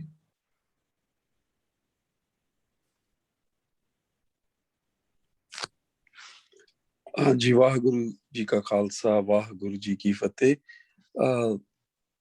2-3 ਸਵਾਲ ਹੈਗੇ ਨੇ। ਇੱਕ ਤੇ ਭੱਟ ਜਿਹੜੇ ਹੈਗੇ ਨੇ ਉਹ ਸੰਸਕ੍ਰਿਤ ਪੜ੍ਹੇ ਹੋਏ ਸੀਗੇ, ਤੇ ਉਹਨਾਂ ਨੇ ਕਿਤੇ ਵੀ ਫਾਰਸੀ ਦਾ ਲਫ਼ਜ਼ ਨਹੀਂ ਵਰਤਿਆ, ਸਿਰਫ ਇੱਥੇ ਹੀ ਫਾਰਸੀ ਦਾ ਲਫ਼ਜ਼ ਵਰਤਿਆ ਜਾਂ ਕਿਤੇ ਹੋਰ ਵੀ ਉਹਨਾਂ ਨੇ ਫਾਰਸੀ ਦਾ ਲਫ਼ਜ਼ ਵਰਤਿਆ? ਜੇ ਜਿੱਦਾਂ ਵਾਹਿਗੁਰੂ ਆਪ ਜੀ ਕਹਿੰਦੇ ਨੇ ਕਿ ਵਾਹ ਜਿਹੜਾ ਲਫ਼ਜ਼ ਫਾਰਸੀ ਦਾ ਹੈਗਾ ਤੇ ਗੁਰੂ ਸੰਸਕ੍ਰਿਤ ਦਾ ਹੈਗਾ, ਤੇ ਇਹ ਇੱਕ ਸ਼ਬਦ ਨਹੀਂ ਬਣ ਸਕਦਾ, ਇਹ 2 ਵੱਖਰੇ ਵੱਖਰੇ ਸ਼ਬਦ ਨੇ। ਪਰ ਜਿਹੜੇ ਭੱਟ ਨੇ ਉਹ ਜ਼ਿਆਦਾ, ਜਿਹੜਾ ਕਹਿੰਦੇ ਸੰਸਕ੍ਰਿਤ ਦੇ ਮਾਹਰ ਸਨ ਕਿ ਫਾਰਸੀ ਦਾ ਲਫ਼ਜ਼ ਉਹ ਇਹਦੇ ਵਿੱਚ ਐਡ ਕਰ ਸਕਦੇ ਨਹੀਂ ਕਰ ਸਕਦੇ। ਨੰਬਰ 2, ਇਹ ਜਿਹੜਾ ਸਾਰੇ ਹੀ ਸਿੱਖ ਜਗਤ ਦੇ ਵਿੱਚ 99.9999% 100% ਹੀ ਕਹਿ ਲਓ, ਜਦੋਂ ਲਫ਼ਜ਼ ਵਾਹਿਗੁਰੂ ਆਂਦਾ ਉਹਨੂੰ ਵਾਹਿਗੁਰੂ ਕਰਕੇ ਇੱਕ ਲਫ਼ਜ਼ ਨੂੰ ਪ੍ਰਚਾਰਿਆ ਜਾਂਦਾ, ਉਹ ਹਮੇਸ਼ਾ ਸੁਰਤੀ ਦੇ ਵਿੱਚ ਰੱਬ ਵਾਸਤੇ ਆਇਆ ਹੈ, ਅਕਾਲ ਪੁਰਖ ਵਾਸਤੇ ਆਇਆ। ਸਾਡੇ ਸਿੱਖ ਜਗਤ ਦੇ ਵਿੱਚ ਸਾਰੀ ਹੀ ਜਗ੍ਹਾ ਸਾਰੇ ਹੀ ਵਿਦਵਾਨਾਂ ਨੇ, ਸਾਰੇ ਜਣਿਆਂ ਨੇ ਏਦਾਂ ਕੀਤਾ ਹੈ। ਤੇ ਇਹ ਆਪ ਜੀ ਦੱਸ ਰਹੇ ਹੋ ਕਿ ਇਹ ਵਾਹ ਵੱਖਰਾ ਹੈ, ਗੁਰੂ ਹੈਗਾ, ਗੁਰੂ ਦਾ ਵਿਸ਼ੇਸ਼ਣ ਵਾਹ ਹੈ, ਵਿਚ ਮੇਕ ਸੈਂਸ, ਬਿਲਕੁਲ ਸੈਂਸ ਬਣਦੀ ਹੈ। ਭੱਟਾਂ ਨੇ ਵੀ ਜਿੱਦਾਂ ਆਪ ਜੀ ਨੇ ਦੱਸਿਆ ਵੀ ਅਕਾਲ ਪੁਰਖ ਦੇ ਸਵਈਏ ਸਿਰਫ ਇੱਕੋ ਹੀ ਲਿਖਿਆ ਹਨ। ਸੋ ਇਹ ਜੇ ਹੈ ਕਿ ਇਹ ਚੀਜ਼ ਠੀਕ ਹੋ ਸਕਦੀ ਹੈ ਸਾਡੇ ਨਾਲ, ਜਦੋਂ ਵੀ ਅਸੀਂ ਫਤਿਹ ਵੀ ਬੁਲਾਉਂਦੇ ਹਾਂ ਉਸ ਵੇਲੇ ਅਸੀਂ ਕਹਿੰਦੇ ਜੀ ਰੱਬ ਦੀ ਫਤਿਹ ਹੈ। ਸੋ ਇਹਦਾ ਮਤਲਬ ਫਤਿਹ ਗੁਰੂ ਦੀ ਹੀ ਹੈ।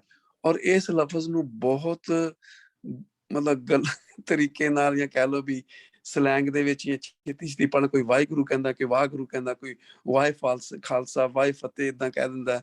ਤਾਂ ਇਸ ਚੀਜ਼ ਨੂੰ ਧਿਆਨ ਨਾਲ ਨਹੀਂ ਪੜ੍ਹਿਆ ਜਾਂਦਾ, ਬਸ ਇੱਕ ਪ੍ਰਚਲਿਤ ਰੂਪ ਦੇ ਵਿੱਚ ਕੋਈ ਕਿਸ ਤਰ੍ਹਾਂ ਪ੍ਰੋਨਾਊਂਸ ਕਰਦਾ, ਕੋਈ ਕਿਸ ਤਰ੍ਹਾਂ ਪ੍ਰੋਨਾਊਂਸ ਕਰਦਾ ਹੈ।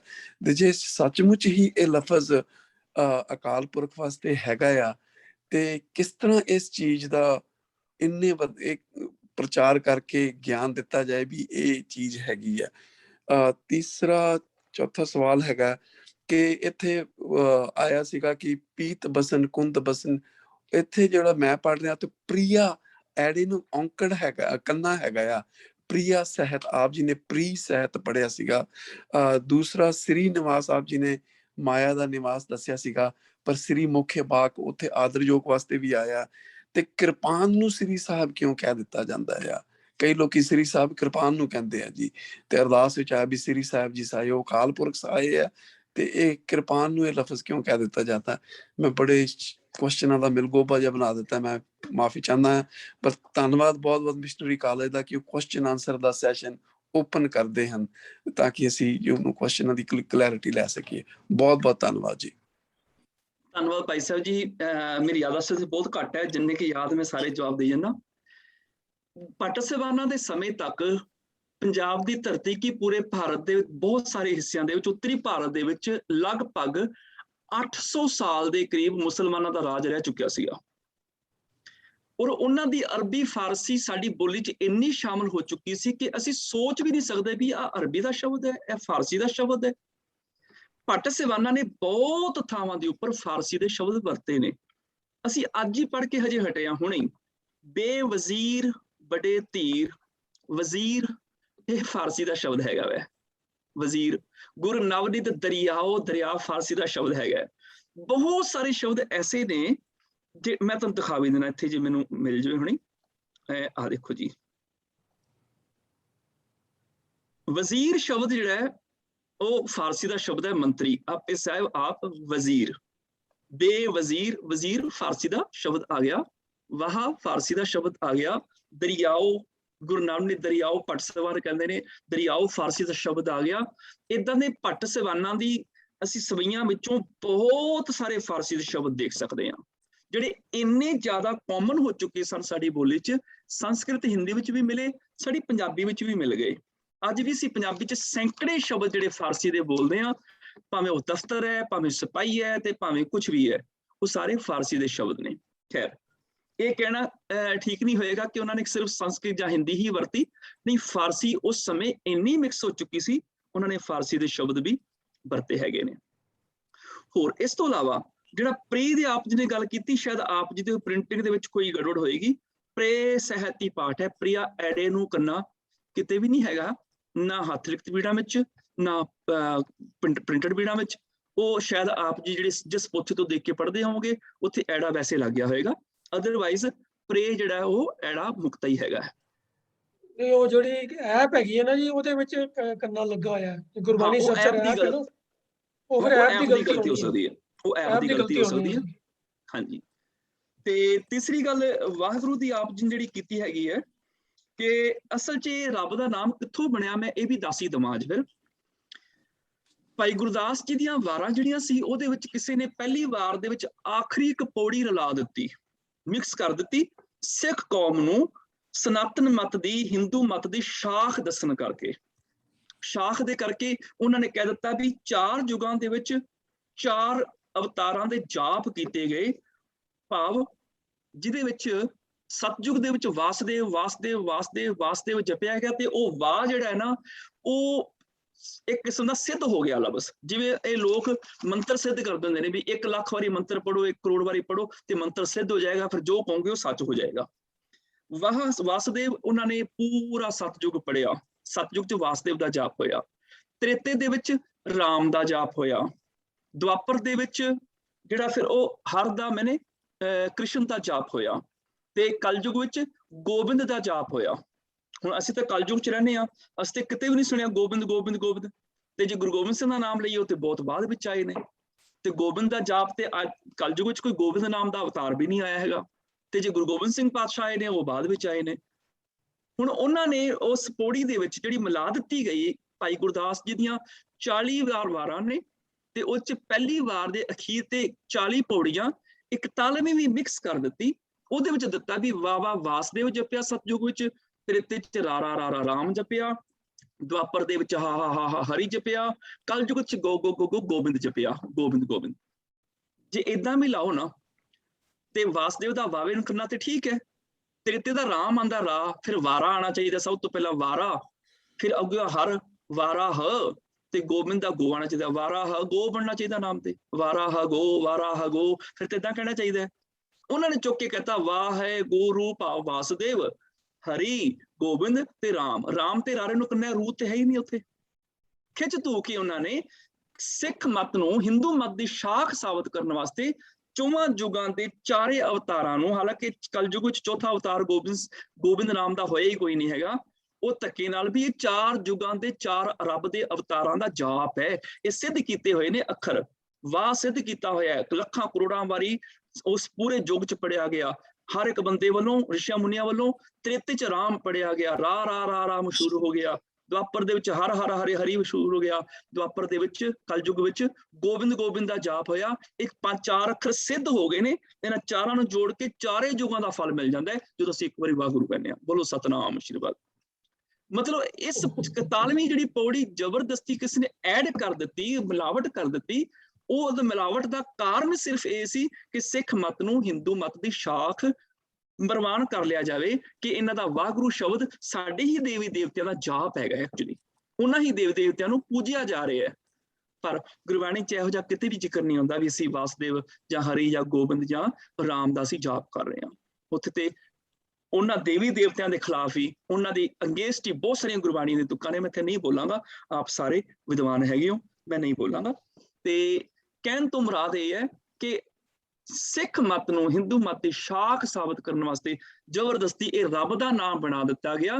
ਇਹ 4 ਯੁਗਾਂ ਦੇ ਰੱਬ ਦੇ ਨਾਮ ਦੇ ਪਹਿਲੇ ਅੱਖਰ ਨੂੰ ਇਕੱਠਾ ਕਰਕੇ ਅਸੀਂ ਵਾਹਿਗੁਰੂ ਸ਼ਬਦ ਬਣਾ ਦਿੱਤਾ ਹੈ। ਤੁਸੀਂ 4 ਯੁਗਾਂ ਦੇ ਅਵਤਾਰਾਂ ਦਾ ਜਾਪ ਕਰ ਰਹੇ ਹੋ, ਪਰ ਇੱਥੇ ਗੁਰੂ ਦੀ ਉਪਮਾ ਹੈ, ਗੁਰੂ ਨੂੰ ਵਾਹ ਕਿਹਾ ਗਿਆ ਹੈ। ਹੋਰ ਮੈਨੂੰ ਸਵਾਲ ਭੁੱਲ ਗਏ ਨੇ ਆਪ ਜੀ ਨੇ ਜਿਹੜੇ ਕਹੇ ਨੇ, ਮੈਨੂੰ ਜੇ ਕੋਈ ਫਿਰ ਰਿਮਾਈਂਡ ਕਰਾ ਦੋ, ਮੈਂ ਵਿਚਾਰ ਕਰ ਲੈਂਦਾ। ਇੱਕ ਕਿਰਪਾਨ ਨੂੰ ਸ੍ਰੀ ਸਾਹਿਬ ਕਿਉਂ ਕਿਹਾ ਜਾਂਦਾ ਹੈ? ਇਹ ਹੁਣ ਇੱਥੇ ਬੜਾ ਮਤਭੇਦ ਹੈ, ਇੱਥੇ ਮੈਂ ਸਪਸ਼ਟ ਕਰ ਦਿਆਂ। ਪਰ ਬਹੁਤ ਸਾਰੇ, ਕਿਉਂਕਿ ਆਮ ਬੰਦੇ ਦਾ ਹਿਰਦਾ ਬੜਾ ਤਗੜਾ ਹੁੰਦਾ ਹੈ, ਧਾਰਮਿਕ ਲੋਕਾਂ ਦੇ ਹਿਰਦੇ ਬੜੇ ਨਾਜ਼ੁਕ ਹੁੰਦੇ ਨੇ, ਫਟਾਫਟ ਬਲੂੰਦਰੇ ਜਾਂਦੇ ਨੇ। ਬਸ ਭਗਉਤੀ ਦੀ ਸ਼ਕਲ ਨੂੰ ਹੀ ਰੱਬ ਬਣਾ ਕੇ ਸ੍ਰੀ ਸਾਹਿਬ ਕਹਿ ਦਿੱਤਾ ਗਿਆ। ਸਾਨੂੰ ਕਿਰਪਾ ਕਰੇ ਗੁਰੂ, ਸਾਨੂੰ ਗੁਰੂ ਗ੍ਰੰਥ ਸਾਹਿਬ ਦੀ ਬਾਣੀ ਦਾ ਗਿਆਨ ਪ੍ਰਾਪਤ ਹੋਵੇ, ਅਸੀਂ ਇਹਨਾਂ ਚੀਜ਼ਾਂ ਤੋਂ ਬਚੀਏ। ਸੋ ਜਿਹੜਾ ਸ੍ਰੀ ਸਾਹਿਬ ਜੀ ਸਹਾਏ, ਉੱਥੇ ਅਕਾਲ ਪੁਰਖ ਨੂੰ ਕਿਹਾ ਗਿਆ ਹੈ। ਉੱਥੇ ਭਗਉਤੀ ਨੂੰ ਕਹਿ ਦਿੱਤਾ ਵੀ ਉਹ ਪਲਿੰਗ ਰੱਬ ਹੈਗਾ ਵੈ, ਤੇ ਰੱਬ ਨੂੰ ਫਿਰ ਉਹ ਸ੍ਰੀ ਵੀ ਕਹਿ ਦਿੱਤਾ, ਸ੍ਰੀ ਸਾਹਿਬ। ਇਸ ਕਰਕੇ ਉਹਦਾ ਨਾਮ ਸ੍ਰੀ ਸਾਹਿਬ ਪ੍ਰਚਲਿਤ ਹੋ ਗਿਆ। ਪਰ ਸ੍ਰੀ ਸਾਹਿਬ ਕਿਰਪਾਨ ਨੂੰ ਕਹਿਣਾ ਗਲਤ ਹੈ, ਕਿਉਂਕਿ ਇੱਕ ਗ੍ਰੰਥ ਕਹਿ ਰਿਹਾ ਵੀ ਜਿਹੜੇ ਹੈਗੇ ਨੇ, ਅਸੀਂ ਕਹਿੰਦੇ ਆ ਸੈਫ ਸਰੋਹੀ ਸਹਿਤੀ ਇਹ ਹਮਾਰੇ ਪੀਰ, ਇਸ ਕਰਕੇ ਉਹ ਪੀਰ ਨੇ, ਇਸ ਕਰਕੇ ਸਾਡੇ ਉਹੀ ਸਾਏ ਨੇ। ਕਿਰਪਾਨ ਸਾਡਾ ਹੁਣ ਸ੍ਰੀ ਸਾਹਿਬ ਰੱਬ ਬਣ ਗਿਆ ਹੈਗਾ। ਪਰ ਗੁਰਬਾਣੀ ਕਹਿੰਦੀ ਹੈ ਸ਼ਬਦ ਗੁਰੂ ਪੀਰਾ ਗਹਿਰ ਗੰਭੀਰਾ ਬਿਨ ਸ਼ਬਦ ਹੈ ਜਗ ਬੁਰਾਨ। ਸਾਡਾ ਗੁਰੂ, ਸਾਡਾ ਪੀਰ ਸ਼ਬਦ ਹੈ, ਸਾਡਾ ਗੁਰੂ ਸਾਡਾ ਪੀਰ ਹੈਗਾ, ਨਾ ਕਿ ਕੋਈ ਸ਼ਸਤਰ। ਮੰਨ ਲਓ ਕਿਰਪਾਨ ਮੇਰਾ ਪੀਰ ਹੈ, ਮੇਰਾ ਗੁਰੂ ਹੈ, ਮੇਰੀ ਕਿਰਪਾਨ ਖੋ ਕੇ ਦੁਸ਼ਮਣ ਲੈ ਲੈਂਦਾ ਹੈ, ਹੁਣ ਉਹ ਮੇਰੇ ਤੇ ਵਾਰ ਕਰੇਗਾ ਕਿ ਮੇਰਾ ਗੁਰੂ ਮੈਨੂੰ ਹੀ ਮਾਰ ਦੇਗਾ? ਉਹ ਮੇਰਾ ਗੁਰੂ ਹੈ ਨਾ, ਮੇਰੀ ਕਿਰਪਾਨ, ਮੇਰਾ ਗੁਰੂ ਆਪਣੇ ਸਿੱਖ ਨੂੰ ਆਪ ਹੀ ਮਾਰ ਦੇਗਾ, ਕਿਉਂਕਿ ਦੁਸ਼ਮਣ ਨੇ ਖੋਹ ਲਈ ਮੇਰੀ ਕਿਰਪਾਨ, ਜਾਂ ਸੁੱਤੇ ਪੇ ਤੋਂ ਚੁੱਕ ਲਈ ਉਹਨੇ, ਚੁੱਕ ਕੇ ਮੇਰੇ ਤੇ ਵਾਰ ਕਰੇਗਾ, ਹੁਣ ਮੇਰਾ ਗੁਰੂ ਮੈਨੂੰ ਹੀ ਮਾਰੇਗਾ। ਨਹੀਂ, ਇਸ ਤਰ੍ਹਾਂ ਨਹੀਂ ਹੈ। ਕਿਰਪਾਨ ਸ਼ਸਤਰ ਹਥਿਆਰ ਨੇ ਸਿੱਖ ਕੌਮ ਕੋਲ, ਸਾਡੇ ਕੋਲ ਹੋਣੇ ਚਾਹੀਦੇ ਨੇ ਆਪਣੀ ਰੱਖਿਆ ਵਾਸਤੇ, ਗਰੀਬ ਮਜ਼ਲੂਮ ਦੀ ਰੱਖਿਆ ਵਾਸਤੇ, ਪਰ ਰੱਬ ਨਹੀਂ ਹਨ, ਇਹ ਸਾਡੇ ਪੀਰ ਨਹੀਂ ਹਨ, ਸਾਡੇ ਗੁਰੂ ਨਹੀਂ ਹਨ। ਸਾਡਾ ਗੁਰੂ, ਸਾਡਾ ਪੀਰ ਕੇਵਲ ਸ਼ਬਦ ਹੈ। ਸ਼ਬਦ ਗੁਰੂ ਪੀਰਾ ਗੈਰ ਗੰਭੀਰਾ ਬਿਨ ਸ਼ਬਦ ਹੈ ਜਗ ਬੁਰਾਨਾ। ਸਾਡਾ ਰਾਖਾ ਕੌਣ ਹੈ? ਰਾਖਾ ਇੱਕ ਹਮਾਰਾ ਸੁਆਮੀ, ਨਾ ਕਿ ਹਥਿਆਰ ਤੇ ਅਸੀਂ ਜਿਹਦੇ ਹੱਥ ਵਿੱਚ ਨੇ ਉਹਦੇ ਗੁਲਾਮ ਨੇ। ਮੇਰੇ ਹੱਥ 'ਚ ਨਿਕਲ ਕੇ ਤੁਹਾਡੇ ਹੱਥ ਚਲੇ ਗਏ, ਉਹ ਤੁਹਾਡੇ ਗੁਲਾਮ ਹੋ ਗਏ, ਮੇਰੇ ਸਕੇ ਨਹੀਂ ਰਹੇ, ਭਾਵੇਂ ਖਰੀਦੇ ਮੈਂ ਸੀ। ਸਕੇ ਹੁਣ ਤੁਹਾਡੇ, ਜਿਹਦੇ ਹੱਥ 'ਚ ਨੇ ਉਹਦੇ ਗੁਲਾਮ ਨੇ ਉਹ। ਇਸ ਕਰਕੇ ਸਾਡਾ ਗੁਰੂ, ਸਾਡਾ ਪੀਰ ਕੇਵਲ ਸ਼ਬਦ ਹੈਗਾ। ਧੰਨਵਾਦ ਜੀ।